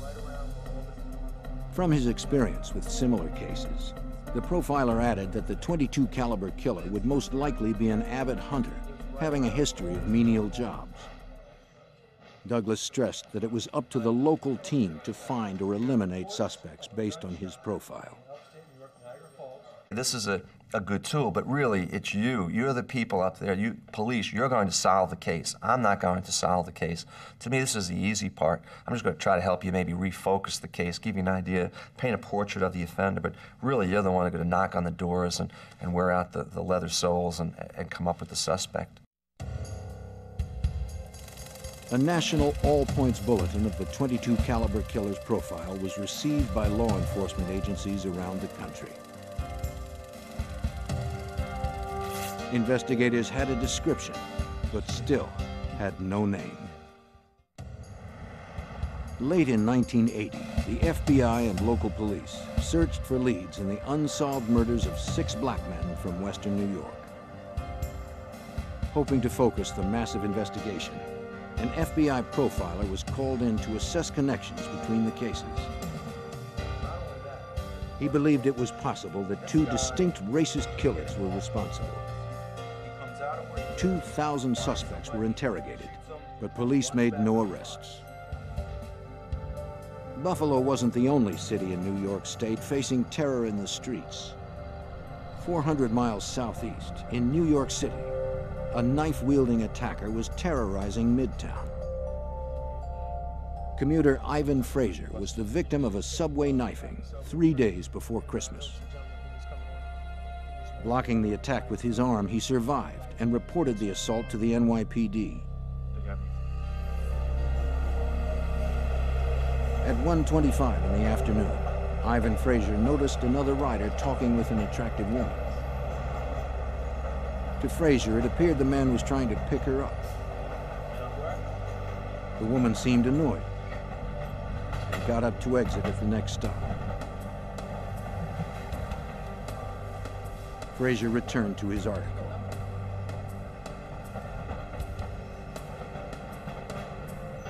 Without warning, the man across the aisle slashed Frazier in the forearm and wrist, then dashed away. He described the assailant as a white man in his early 30s with brown hair, wearing a blue jacket. 2 hours later, at 3:30 in the afternoon, 19-year-old Luis Rodriguez was walking on the west side of Midtown Manhattan when he was jumped by a white man demanding his wallet. crazy? Rodriguez fought off the initial blow, but the attacker lunged at him again, stabbing him twice in the chest. Before he died, Rodriguez described him to police as a white man with brown hair wearing a blue jacket. 3 hours after Rodriguez, Antoine Davis was found stabbed to death in front of a Midtown bank. By 10:35 p.m., Richard Renner died in front of a hotel on 49th Street. He was also stabbed. By 11 p.m., the killer was back on the subway looking for another victim. He spotted Carl Ramsey. In the dim light, no one noticed the knife. Bleeding severely, Ramsey crawled out of the subway. By midnight, he was dead. In less than 24 hours, 4 black men were dead. The New York City press dubbed the killer the Midtown Slasher. The rash of attacks on black men in Manhattan had many similarities to the profile of the .22 caliber killer. New York City investigators called on John Douglas to provide a profile of the slasher. Because I did an independent analysis, and when I started to paint a portrait of that person, my goodness, it was just like the Buffalo, New York case as well. We have a subject here approaching his victim's blitz style of attack. There was one major difference. The Midtown Slasher used a knife. The .22 caliber killer used a rifle. Now, we don't have the 22 weapon, but maybe the reason for that is we don't have the 22 weapon because now we're dealing in areas that are very highly populated. If you have a 22 weapon, the sound of this would draw attention to himself. Douglas determined that the signature behavior was identical. With a gun or a knife, the assailant attacked in the same way. By late December, District Attorney Cosgrove realized something else that bolstered the profiler's conclusion. During that period of time, there had not been any assaults here in the city of Buffalo. It was quiet with respect to the activity of this .22 caliber assailant. By the early weeks of 1981, the killer seemed to have disappeared. In January of 1981, the FBI and local investigators searched for the .22 caliber killer, wanted for the murders of at least 8 black men in New York City and Buffalo. Following months of investigation, Buffalo detective John Regan and his team were unable to come up with the name of a viable suspect. The case is in limbo and everybody is frustrated. They don't know where to go. We don't have a name. We have no idea. Then out of the blue, there's a call made to the Buffalo Police Department homicide. An officer from the Army's Criminal Investigative Division in Fort Benning, Georgia, made the call. Interested in coming down and seeing what we have. The Army was holding a 25-year-old Private Joseph Christopher on charges of assaulting a fellow soldier. On January 13th, 1981, Private Christopher attempted to stab an African-American enlistee. While he was in custody, Christopher tried to castrate himself with a razor. When Captain Dorothy Anderson began administering medical aid to the prisoner, he began muttering that he'd killed black men in the New York and Buffalo area. He didn't know the exact number of his victims. It was just something he had to do. Troubled by his story, Anderson reported it to the Army's Criminal Investigative Division. She told the CID officer of Christopher's ramblings. The CID officer remembered receiving an APB on the New York killings. He called the Buffalo Police Homicide Division as instructed by the teletype. For District Attorney Cosgrove, this explained why the killings had stopped in New York State. From the time of our discovery of the second cab driver's gruesome death until almost Christmas of 1980, when we had the killings, the 4 killings in New York City, there had been a cessation of attacks, and apparently that was when Joseph Christopher was in the Army down in Georgia, as we later found out. The FBI and the police finally had a name: Joseph Gerard Christopher. Agent Mrazowitz and his team compared Joseph Christopher's background to the .22 caliber killer profile. It was pretty accurate. He described him as a white male, but early 30s, a loner. Possibly, if he were in the military, he would be hospitalized. He would be seeking psychiatric care. Prior to being in the military, he would have had menial-type labor. As soon as you had the name Joseph Gerard Christopher, you knew that that profile matched. Investigators tracked down several friends and acquaintances of Christopher's. Detective Lobb, talk to you a moment. David Robinson had been a friend of the suspect for over a decade. Familiar with a gentleman named Joseph Christopher? They often shot target practice and went deer hunting together at Christopher's family cabin.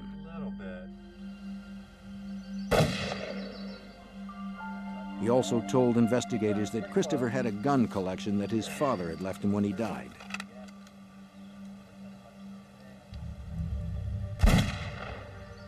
The collection included a .22 Ruger rifle, but Robinson never saw one that was cut down.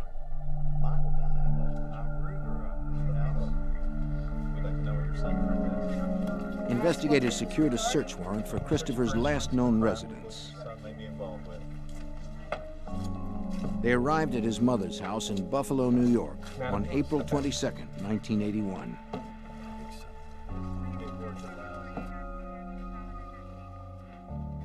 Looks like our boys are real neat housekeeping, huh?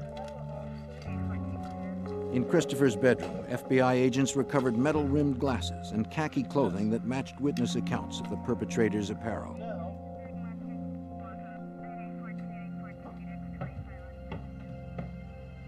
The FBI profile drawn up by John Douglas predicted the .22 caliber killer would be fascinated by guns and the military. The Christopher basement was an underground firing range.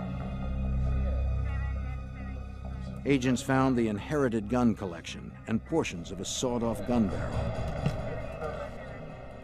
Among the paraphernalia, forensic specialists found boxes of .22 ammunition, a misfired .22 caliber cartridge, along with a rotary magazine.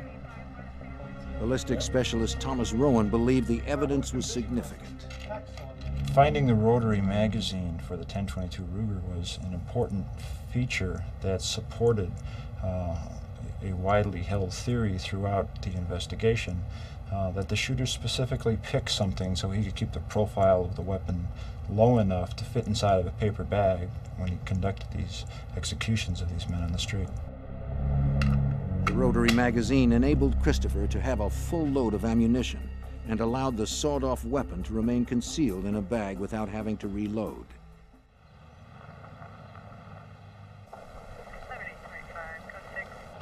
A second warrant allowed investigators to search the family cabin in Ellington, New York.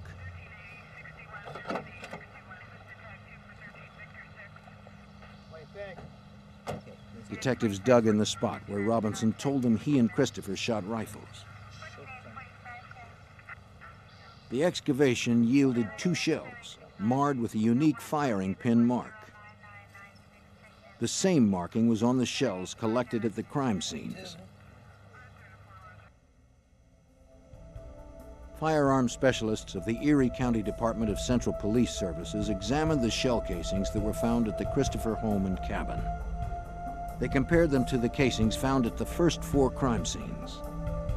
They concluded that the shells were all fired from the same gun. With this match, Assistant District Attorney John DeFranks was able to get an indictment from a grand jury. The casings spoke for themselves. Put the casing under the microscope, you had your evidence. It couldn't be altered or tainted. Joseph Christopher was extradited from Georgia and returned to Buffalo, New York to stand trial.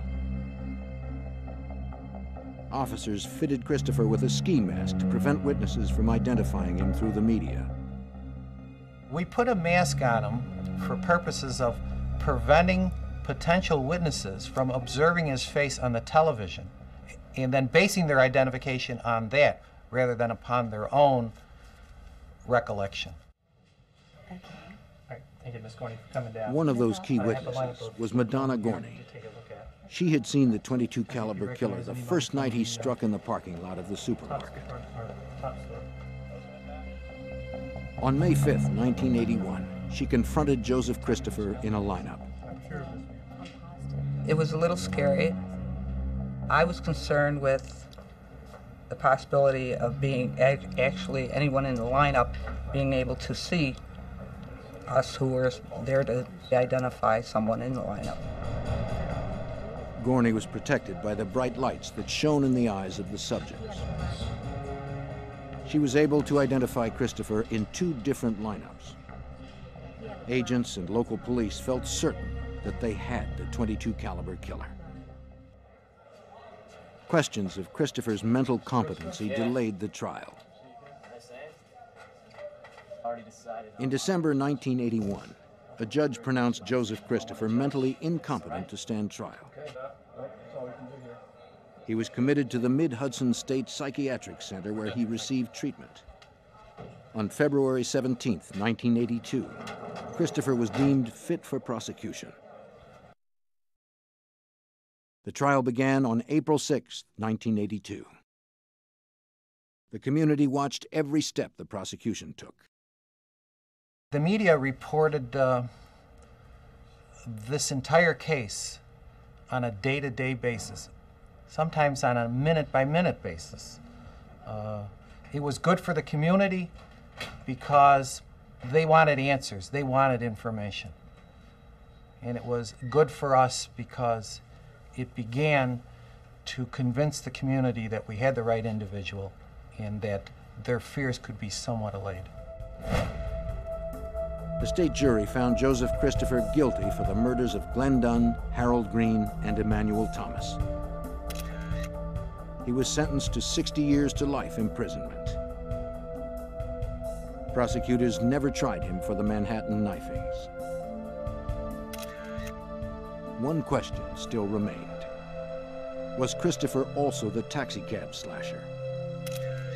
Though the FBI profile excluded Christopher as the suspect, he later revealed details of the cab driver's wounds that only the killer could have known. We wanted to make sure here in Buffalo and Erie County that we satisfied the community's need for professionalism, thoroughness, competence, and all the other things that the community expects of its policemen and prosecutors. And we were able to satisfy that need because we were successful. Through science and good detective work, Joseph Christopher would never be free to kill again. He spent the rest of his life behind bars until his death, curiously, from a rare form of male breast cancer at the age of 37. Deep in the hills of Arkansas, an army of extremists plot to overturn the U.S. government. They spread a doctrine of hate, murder, and genocide. Launched death raids on churches and synagogues, bombed public utilities, and gunned down a state trooper.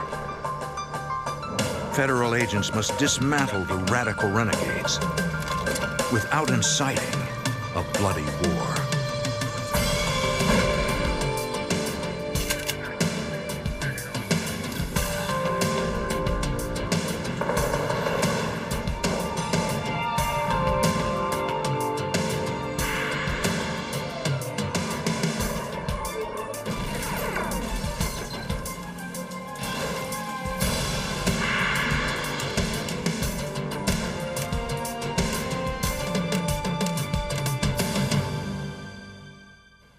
In 1984, a tragic murder led agents into the frightening world of domestic terrorism. Law enforcement vowed to dismantle the violent faction that claimed responsibility. I'm Jim Kallstrom, former head of the FBI's New York office. The radical group pursued a doctrine of racial cleansing, an attack on basic American freedoms. The FBI's quest for justice escalated into a brutal showdown. pitting agents against terrorists, fueled by hate.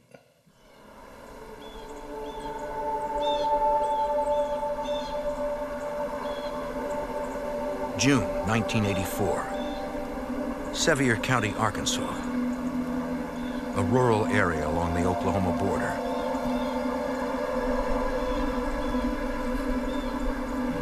Winona Bryant drives south on U.S. Highway 71. Winona is a teacher at a local high school. She's traveling with her children and her nephew to meet her husband for lunch. He is Lewis Bryant, an Arkansas state trooper. He patrols this stretch of highway. Along the way, Winona spots a police cruiser on the side of the road. She recognizes the ID number. That's Dad's car. Lewis is nowhere in sight.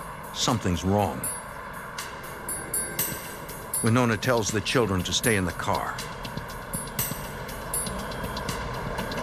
Stay in the car.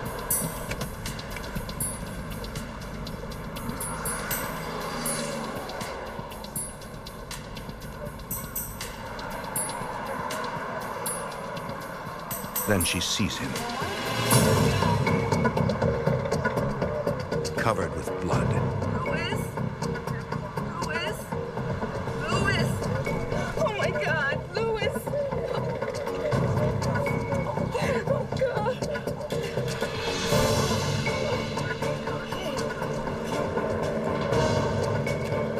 Winona struggles to stay calm as she uses the police radio to call for help. Officer down! Officer down! Please, somebody! Officer down! Somebody!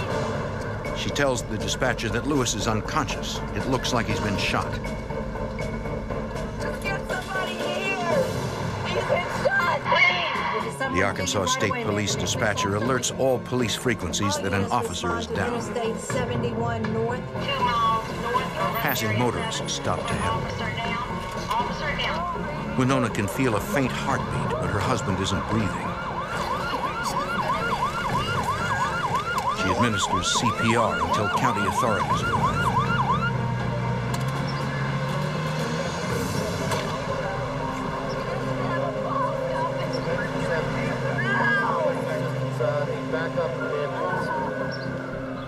Paramedics rush Bryant to a nearby hospital, where he is pronounced dead. Trooper Lewis Bryant was a respected veteran of the Arkansas State Police. He leaves behind his wife, Winona, and their 2 children. Within minutes of the shooting, the DeQueen, Arkansas Sheriff's Department receives a frantic call. A driver on Highway 71 reports seeing a brown and white van leaving the scene. It was pulling a homemade trailer.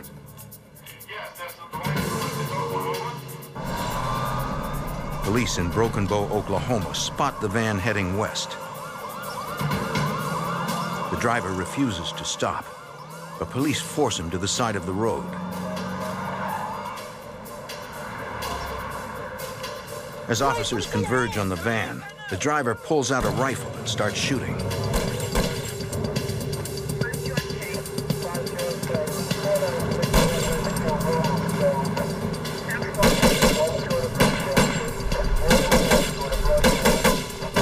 Police strike the suspect in the shoulder. He pulls out a .45 caliber pistol and continues firing.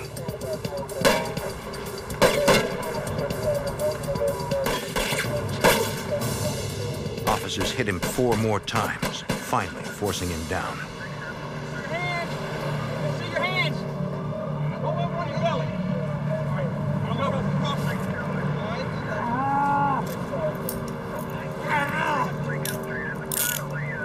Police search the wounded suspect and find a driver's license identifying him as Richard Wayne Snell of Stephenville, Texas.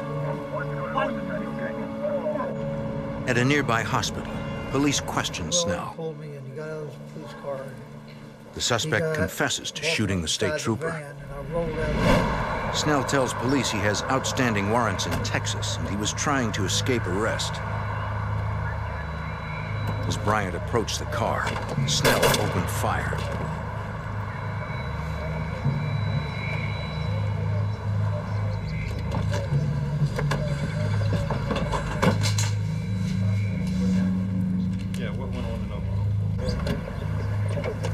Agents from the Oklahoma State Bureau of Investigation searched Snell's van. They discover a metal box containing a .22 semi-automatic pistol and a grenade. Tell me something I don't know. Get a shot of that. They also find suspicious wires attached to the underside of the steering wheel column, leading to the air conditioner vent. We got wires going into the They fear the van is booby-trapped.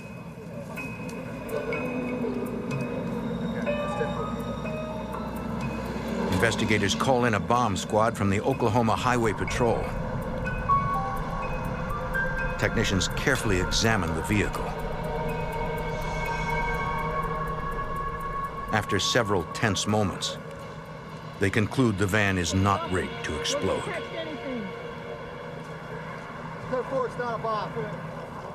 The search of the vehicle resumes. Investigators find several more weapons, including a MAC-10 machine pistol. They also find literature printed by a group of white supremacists called the CSA, the Covenant, the Sword, and the Arm of the Lord. You're labeling them all the same. So The group advocates the violent overthrow of the United States government. In their literature, they call for the murder of government agents and the extermination of Jews and blacks. Police call in Agent Bill Buford of the ATF. Along with other federal investigators, Buford has been trying to establish a criminal case against the CSA for nearly 2 years. Looking for evidence, Buford makes a chilling discovery. In the van was a briefcase. And in the briefcase was a lot of notes that this individual had put together, different maps. And one of the things that I noticed immediately was a map apparently of my house. The street it was on, the different houses that surrounded my place. And that caused me a little consternation, to say the least. It was later established that they had also been doing surveillance on a federal judge, the U.S. attorney, an FBI agent. For whatever reason, whether they just wanted to know where we lived or whether they were anticipating retaliation for some whatever, that's just left up to one's own imagination, I guess. Buford examines the weapons retrieved from the van. One of the things that came to my attention almost immediately was that the MAC-10 had a silencer on it. The silencer is homemade but sophisticated. Bill Buford believes he has seen one just like it, confiscated just 3 months earlier. In early April, Missouri police caught 3 men stealing a flatbed trailer. In their possession were 3 .45 semi-automatic pistols, 1 sawed-off shotgun, and 1 MAC-10 converted to fully automatic with a homemade silencer. According to an informant, all 3 men are members of the CSA. The 2 silencers looked exactly the same. And I felt like this might be a break if we could determine that these 2 silencers were made by the same people and were able to establish that they had come from the CSA compound. 5 days after the shooting, on July 5th, 1984, Trooper Lewis Bryant is laid to rest. The funeral is attended by then Governor Bill Clinton, Hillary Clinton, and over 1,000 police officers. Governor Clinton makes the investigation of extremist groups a priority. Is to set up a group comprising members of both districts under the chairmanship of Colonel Goodwin to work on these cases. State and federal agents probe deeper into Snell's connection to the CSA. The murder weapon in the Bryant case was a .45 caliber Colt Commander. 18 months earlier, the gun had been stolen in a deadly pawn shop holdup in Texarkana, Arkansas. The owner had been shot 3 times in the back of the head. Ballistics analysis shows a bullet recovered from the victim had been fired by a .22 caliber Ruger. The same .22 Ruger found in Snell's van. According to records, the leader of the CSA purchased that Ruger 4 years earlier. Okay, thank you. Agents now have enough evidence to subpoena the leader of the CSA to appear before a federal grand jury on gun charges. Bill Buford heads to Mountain Home, Arkansas to deliver the subpoena to the CSA leader at his 200-acre compound. Informants and surveillance indicate that the compound is heavily fortified. Several structures dot the surveillance photos. Agents know the compound is inhabited by the CSA leadership and approximately 65 men, women, and children. They know little else. Sentries out, about in front of it, stop us, do our checking. ATF investigators had become aware of the CSA several years earlier. The organization had evolved from a religious group into a violent right-wing militia. When ATF began to really think that this was more than just a Bible study group was when we were aware of the large number of right-wing organizations that were coming in and doing the paramilitary training there. About another 150 yards up. According to informants, extremist groups such as the Aryan Nation, the Posse Comitatus, and the Order frequently visited the compound. They're watching us tight, so... A few low-level members of the CSA had been arrested for firearms violations. But the leadership of the group had always managed to evade prosecution for all but misdemeanor offenses. Buford hoped today would mark the beginning of the end for this dangerous organization. Agent Buford meets a man at the front gate who identifies himself as Kerry Noble, the group's second in command. He went into the compound, and a short time later he came back and said, well, the leader of the group will meet with you, but only you, and you have to go down unarmed, and I have to search you to make sure you haven't got a gun on you. Buford agrees to turn his weapon over to another ATF agent. He allows himself to be searched. He knows that going into the compound alone and unarmed is dangerous, but there's no other choice. If one of the people that was working for me or one of the agents under my supervision had wanted to do it, I wouldn't have let him do it. But at the time, it seemed like the right thing. The stakes are too high. The group is too dangerous. Buford needs to show the CSA that federal agents will not be intimidated.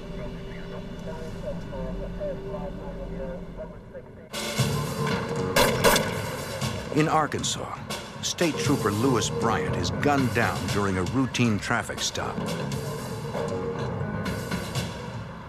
Investigators discover weapons connecting Bryant's killer to a group of violent white supremacists calling themselves the Covenant, the Sword, and the Arm of the Lord.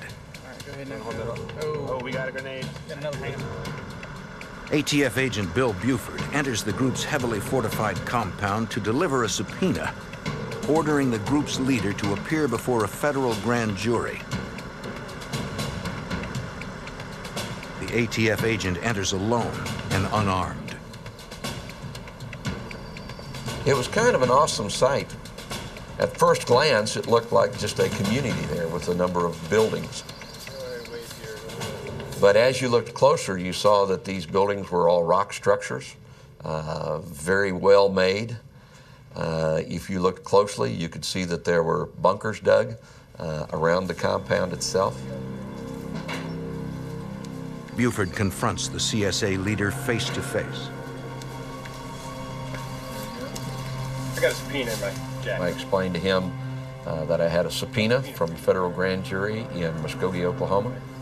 and that he would need to appear on the date on the subpoena. The subpoena concerns weapons involved in the murder of a state trooper. Investigators have traced some of the weapons back to the CSA. He asked if he would be arrested. I assured him that the grand jury appearance was all this was. That was not an arrest warrant, that he wouldn't be arrested. The leader takes the subpoena. His men escort Buford out of the compound. When the CSA leader eventually appears before the grand jury, he denies knowing Richard Wayne Snell, the man who confessed to the murder of Trooper Lewis Bryant. He also claims no knowledge of how weapons traced to him ended up in Snell's possession.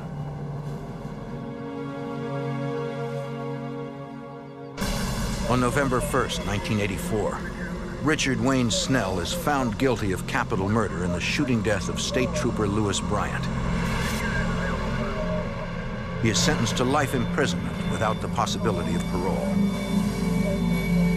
On the same day, Snell is charged with the murder of a pawn shop owner in Texarkana, Arkansas.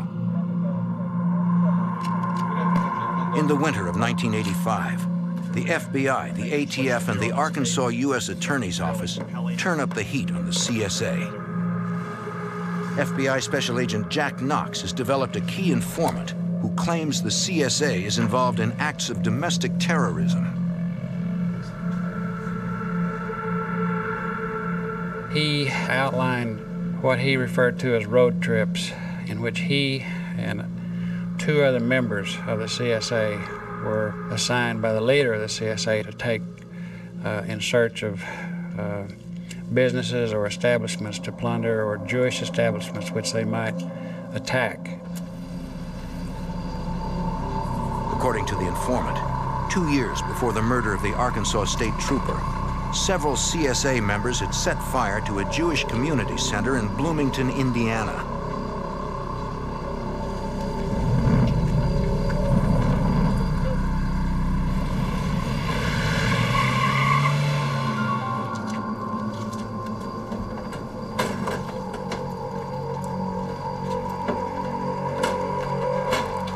The informant claimed that at about the same time, the CSA firebombed a church in Springfield, Missouri that welcomed gay members.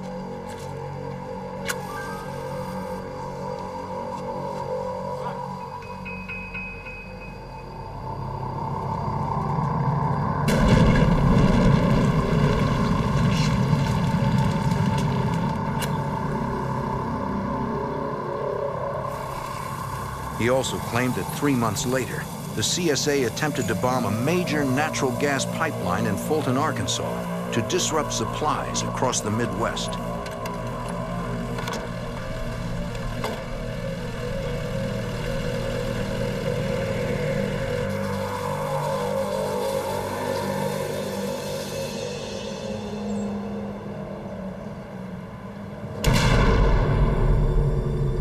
They were unsuccessful. The pipeline was not damaged. But Assistant U.S. Attorney Steve Snyder could see a dangerous pattern emerging. There were what appeared to be random acts of violence. But after this individual talked, they no longer became random acts of violence. They became part of a plan to strike out against the United States and attempt to disrupt the activities of the United States and its citizens. The CSA had evolved from a religious cult into a group of domestic terrorists that had declared war on the United States. In March 1985, a second informant, a former member of the CSA, provides more information about the organization. He gives details about firearms and explosives being manufactured and used by the group. He tells investigators there is a machine shop in the compound where the CSA makes grenades and silencers and illegally converts semi-automatic weapons to fully automatic. He also claims the group has obtained a powerful anti-tank rocket, commonly called a LAW.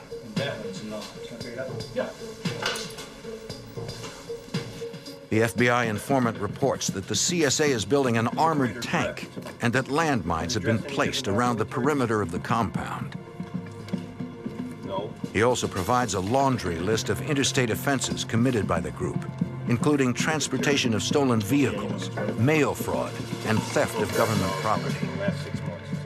Based on the informant's statements, the U.S. attorney pursues a warrant to search the CSA compound for illegal weapons and explosives.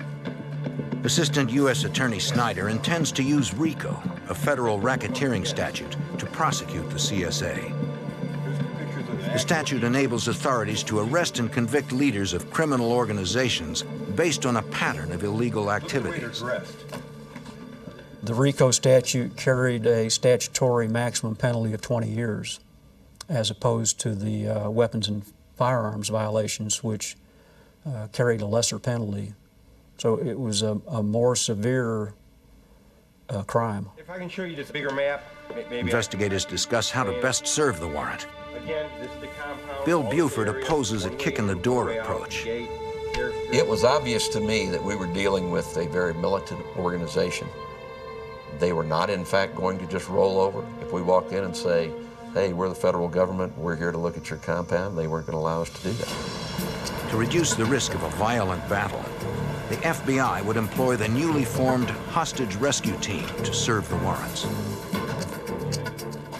The HRT was established in 1982 as a counter-terrorism unit to work both inside and outside the borders of the United States. In 1985, Special Agent Danny Coulson is the commander of the HRT. The HRT basically are assaulters. It's their job to go into a crisis point and neutralize terrorists and rescue hostages. But this was not that type of situation. These people were very well armed, they were very formidable, and we wanted to avoid a shootout. Coulson establishes a command post in nearby Branson, Missouri. The HRT is composed of 2 elite teams.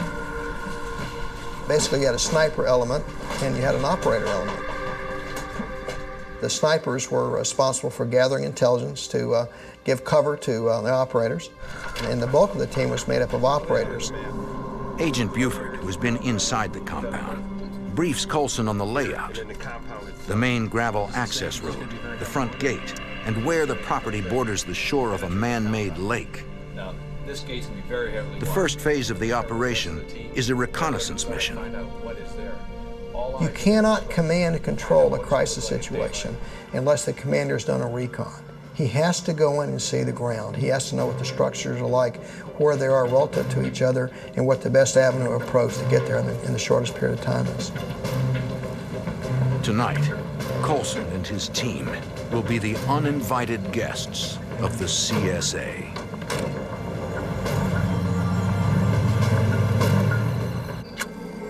In Arkansas, local and federal authorities believe an extremist group is involved in domestic terrorism. They call themselves the CSA, the Covenant, the Sword, and the Arm of the Lord.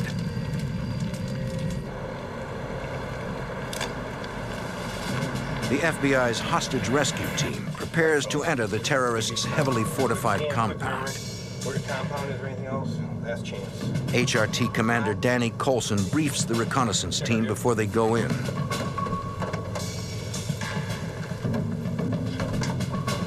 The recon team's job is to gather intelligence on the group's infrastructure, its buildings, manpower, and weapons, while avoiding the CSA's armed patrols. ATF agent Bill Buford will act as the HRT's guide. He's been inside the compound and knows the layout. I had been doing so much work on the CSA and had spent so much time in the woods out around the compound that I had a good idea of the terrain, the fortifications on the compound, and had drawn up a raid plan myself as to what I felt should be done in order to execute this safely. FBI Special Agent Danny Coulson knows the CSA is well-armed and dangerous. These individuals had assault rifles, they had night vision capability, they had an excellent communication system, they were well-trained, they practiced their tradecraft, which means marksmanship. Still, Coulson has every faith in his team. The HRT has excellent patrolling skills, and it was just a matter of relying on our training. You move very quietly, you move very slowly, you crawl on your stomach, you stop and you listen, you look, and you rely on your senses. We would send a person on point. He would scour the area and glass it with thermal imaging gear. You listen to the noise of the forest. If something interrupts that, you know somebody's there that's not supposed to be. The team spots CSA guards patrolling the compound.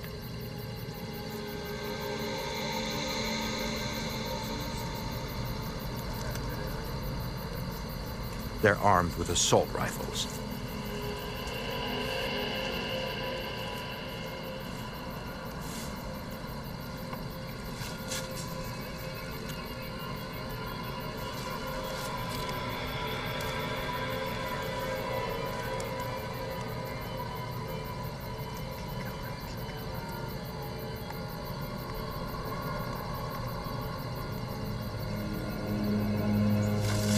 We finally signaled it was safe, and we moved the rest of the patrol in. And we sort of leapfrogged in and out. We had a rear guard to be sure that nobody came around behind us. The thing I was concerned most about, of course, is the Law rocket. You don't have to be a real good shot with a Law rocket to kill a lot of people. It'll take out a light tank or a bunker. Fired into my perimeter could have killed my agents. The recon team finally makes its way to the main compound.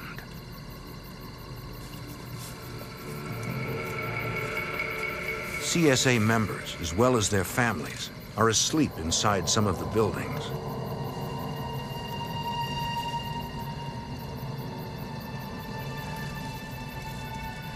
The assault team leader needed to know what the structures looked like in case we had to breach them.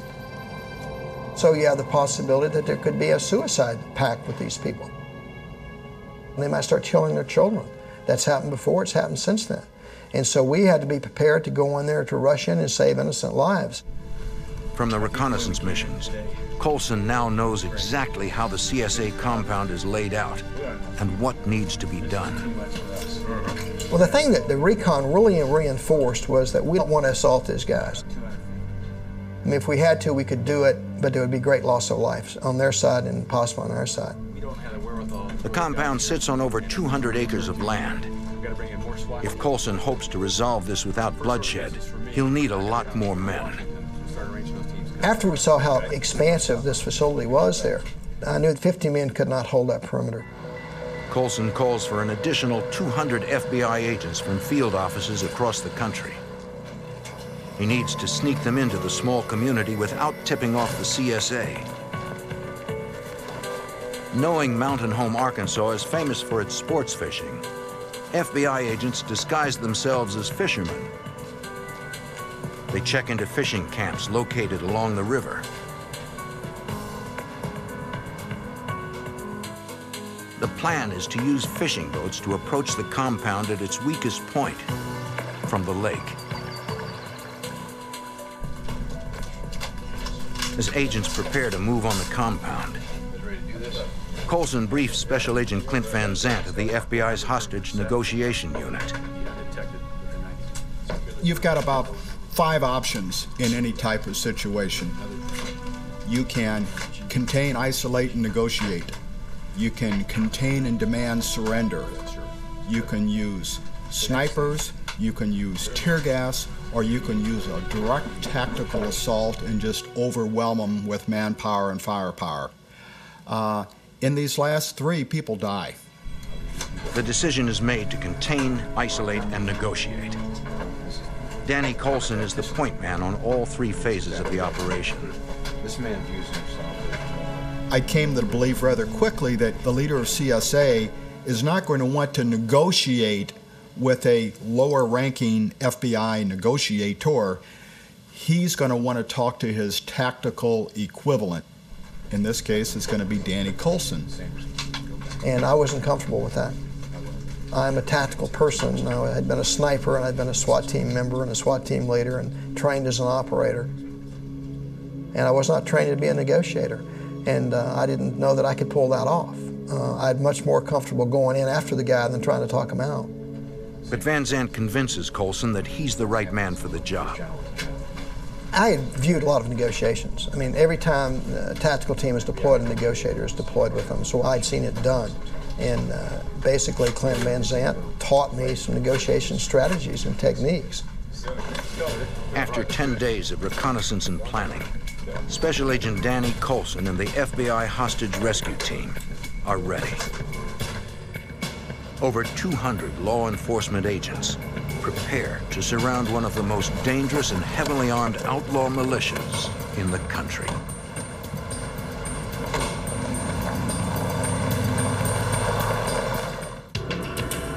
In 1985, the FBI closes in on the CSA, a paramilitary organization in Arkansas. Members of the group are suspected of domestic terrorism and murder.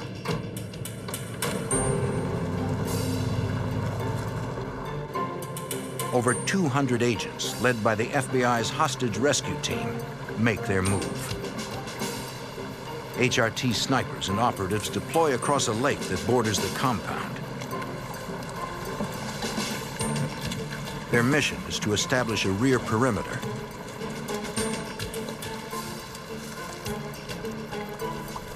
Additional HRT units fan out in the woods, flanking the main compound.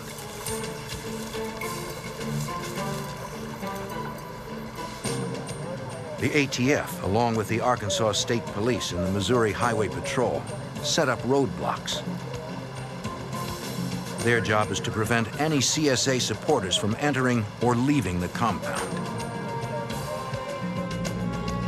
Overhead, an FBI surveillance aircraft called the Night Stalker cruises at an altitude of 50,000 feet.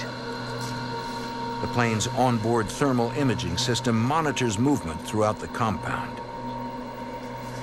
FBI Special Agent Danny Colson. You could see everything going on the ground.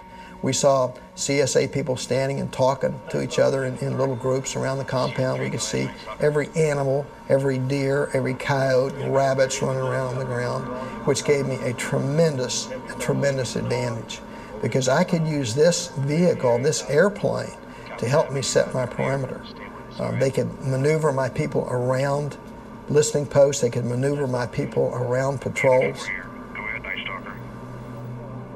Colson directs the mission from a command and control vehicle near the front gate of the compound. Special Agent Clint Van Zandt, an FBI hostage negotiator, advises Colson. It was very prudent to go in at night and to have them wake up the next morning and find that we had walked literally right up to them without them knowing it. We could have come all the way in, but we didn't do it because we want to resolve this peacefully. HRT snipers surveil the compound from positions inside and near the main gate.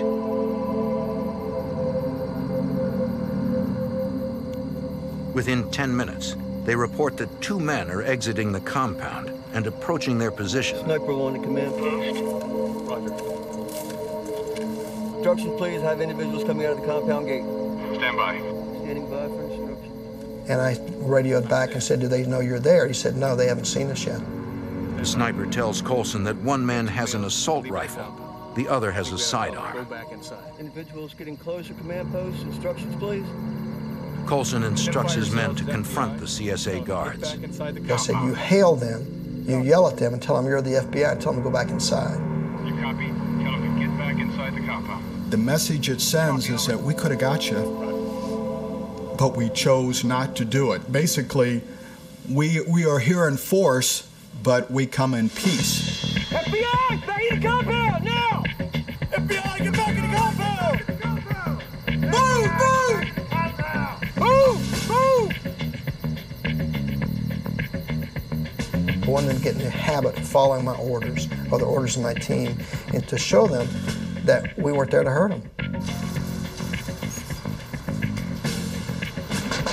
We're hearing from the tactical agents that there are lights, that there are activities within the compound. We'll go with you. No, you better stay back here. Moments later, another man walks out of the compound. down here. I instructed him to let him get close, and I wanted 2 operators to take him into custody. FBI, freeze! Don't move! Freeze! I didn't order him back in because I wanted to start the dialogue. It's time to talk now. Sometimes one of the most difficult things about a standoff situation is finding somebody to talk to. You don't always get them to talk to you initially. The man identifies himself. He's Kerry Noble, the deputy commander of the CSA. The first thing I said to him is we need to start a dialogue and talk about resolving this thing peacefully. We're not here to hurt anybody, but you're not getting out. And if you start a war, we're going to end it. Noble says he will convey the FBI's request to talk with his commander.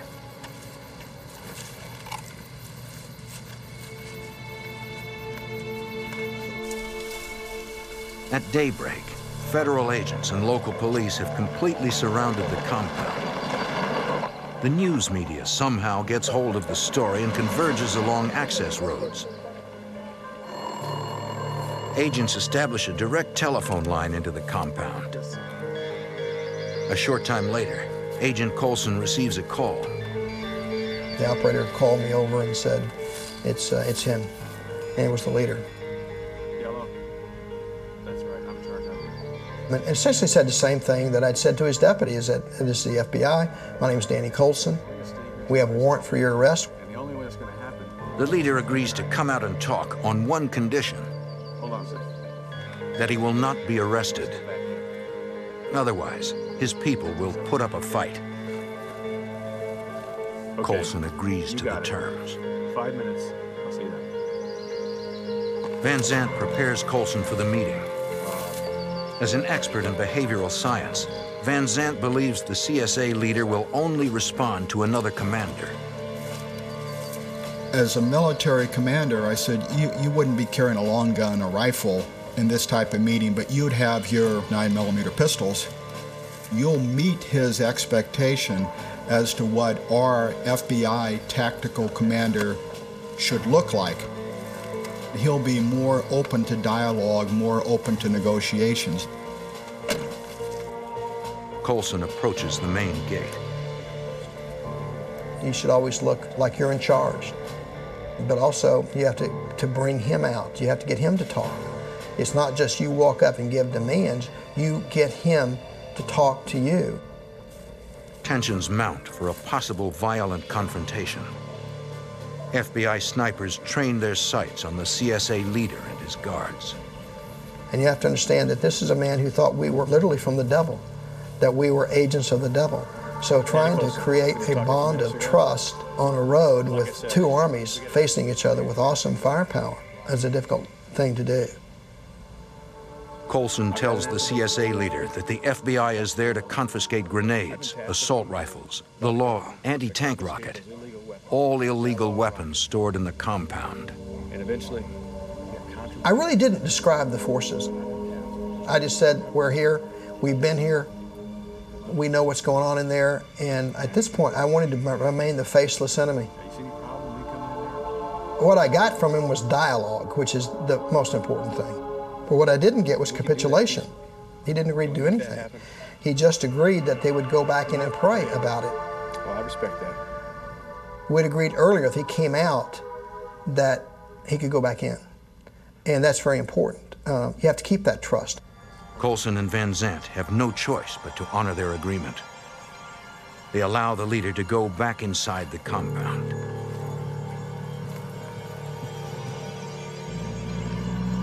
The first day and night of the siege passes without incident or resolution. On day 2 of the siege, the CSA commander requests another meeting. This time, he appears in full battle dress. Changing clothing is a big deal. When the leader of CSA puts on tactical clothes, he's taking the presence of a tactical commander. The leader of the CSA tells Colson that there are people inside the compound who are prepared to launch an assault and break out. My patience was wearing really thin at this time. And I said to him, who are you going to fight? You've not seen us. You don't know where we are. We are going to use deadly force on you if you come out with weapons and come onto my perimeter. Who are you going to shoot? You haven't even seen us yet. How are you going to shoot us? It's like you're fighting ghosts, and you won't even know who kills you.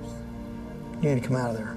Now you get in there and convince them to get out of here right now. The leader tells Colson he is prepared to come out, but he can't control everyone in the compound. And he said to me, I need help. He said, there's a man that's our spiritual leader, and I need his advice, and I need his help to convince people that's the thing to do to come out. And I said, who is this? He said, it's Robert Millar. Robert Millar is a well-known figure in the secretive world of right-wing extremists. It's an unusual demand. But to Van Zandt, it's a turning point in the negotiation. This situation was either going to be resolved by bullets or it was going to be resolved by trust. Bullets or trust, what's it going to be? For Colson, it is the moment of truth. He knows that if the shooting starts, there is no telling when it will stop. In the mountains of Arkansas, over 200 law enforcement agents surround an armed compound. Inside are a group of violent right-wing extremists, the Covenant, the Sword, and the Arm of the Lord. The leader of the CSA demands to see Robert Millar, their spiritual leader. FBI Special Agent Danny Colson decides to use Millar to help persuade CSA members to leave the compound. This is something totally against FBI policy, to bring in a Confederate into a crisis situation, not just to negotiate, but to go inside. And this is a huge risk. And I thought it was worth taking, given the risk that we were facing. The FBI flies Millar in from Oklahoma. Special Agent Clint Van Zandt tries to convince Millar that it will be in the group's best interests if he helps bring the standoff to an end. I said, you know, if you're able to do this, if you're able to resolve this peacefully, you'll be known as the peacemaker within your movement. I said, I don't say that to win you over. I say to tell you that you've got a lot riding on this. And you could see the wheels turning. It was at that moment I thought, he's flipped over on our side. He's on our side. He's going to do it. This was all the chips. We're saying, we're going to bet on this guy that he's going to drive home the message that Danny and myself and everybody else has been delivering for the last 4 days. Now, he's got to close the deal. Quite a mess out here, it looks like.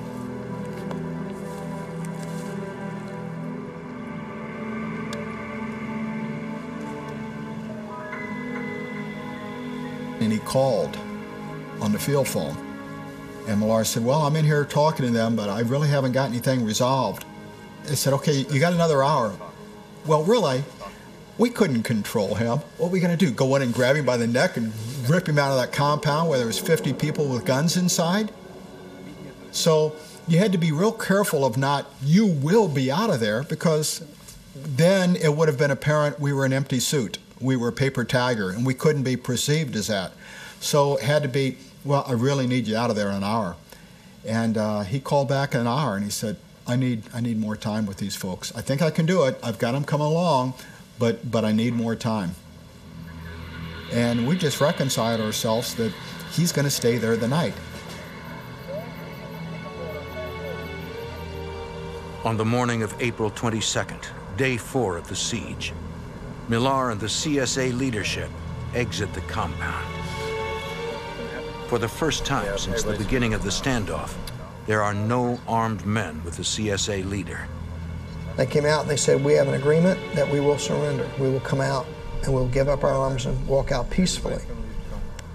Colson receives the news with guarded optimism. And I said to them, that's a great decision, but I want you to understand that this better not be a ruse for an escape attempt, because you will not survive it. This better be a surrender.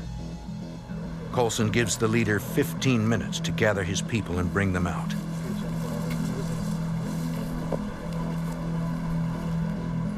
And very shortly after, I get a communication from a sniper team that they're coming. They're coming out. The snipers report that they're in civilian attire. There's no camis, there's no battle gear, there's no weapons they can see. The siege is over. Not a single shot has been fired. It was an ending that we had all prayed for, and one that we were very fortunate that we had. ATF and FBI agents carefully searched the compound, accompanied by the deputy commander of the CSA, Kerry Noble.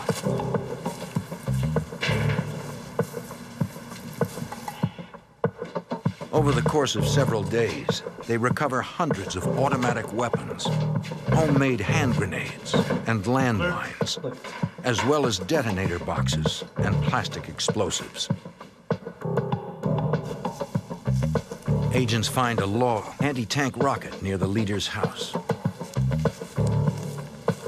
They find 30 gallons of cyanide stored inside steel drums. Agents believe the CSA intended to use it to pollute municipal water supplies. Investigators also find a steel-plated armored car equipped with a fully automatic machine gun. At trial, the leader of the Covenant, the Sword, and the Arm of the Lord is sentenced to 20 years in prison for federal RICO violations. Kerry Noble, the CSA's deputy commander, receives a 5-year sentence for firearm violations. Today, he speaks publicly about the dangers of hate groups and destructive cults. Richard Wayne Snell, already serving a life sentence for the murder of Arkansas State Trooper Lewis Bryant, is found guilty of murdering a pawn shop owner. He is sentenced to death. On April 19, 1995, at 9:16 p.m., Snell is executed by lethal injection. Today, the CSA compound is little more than a collection of abandoned shacks and stone ruins.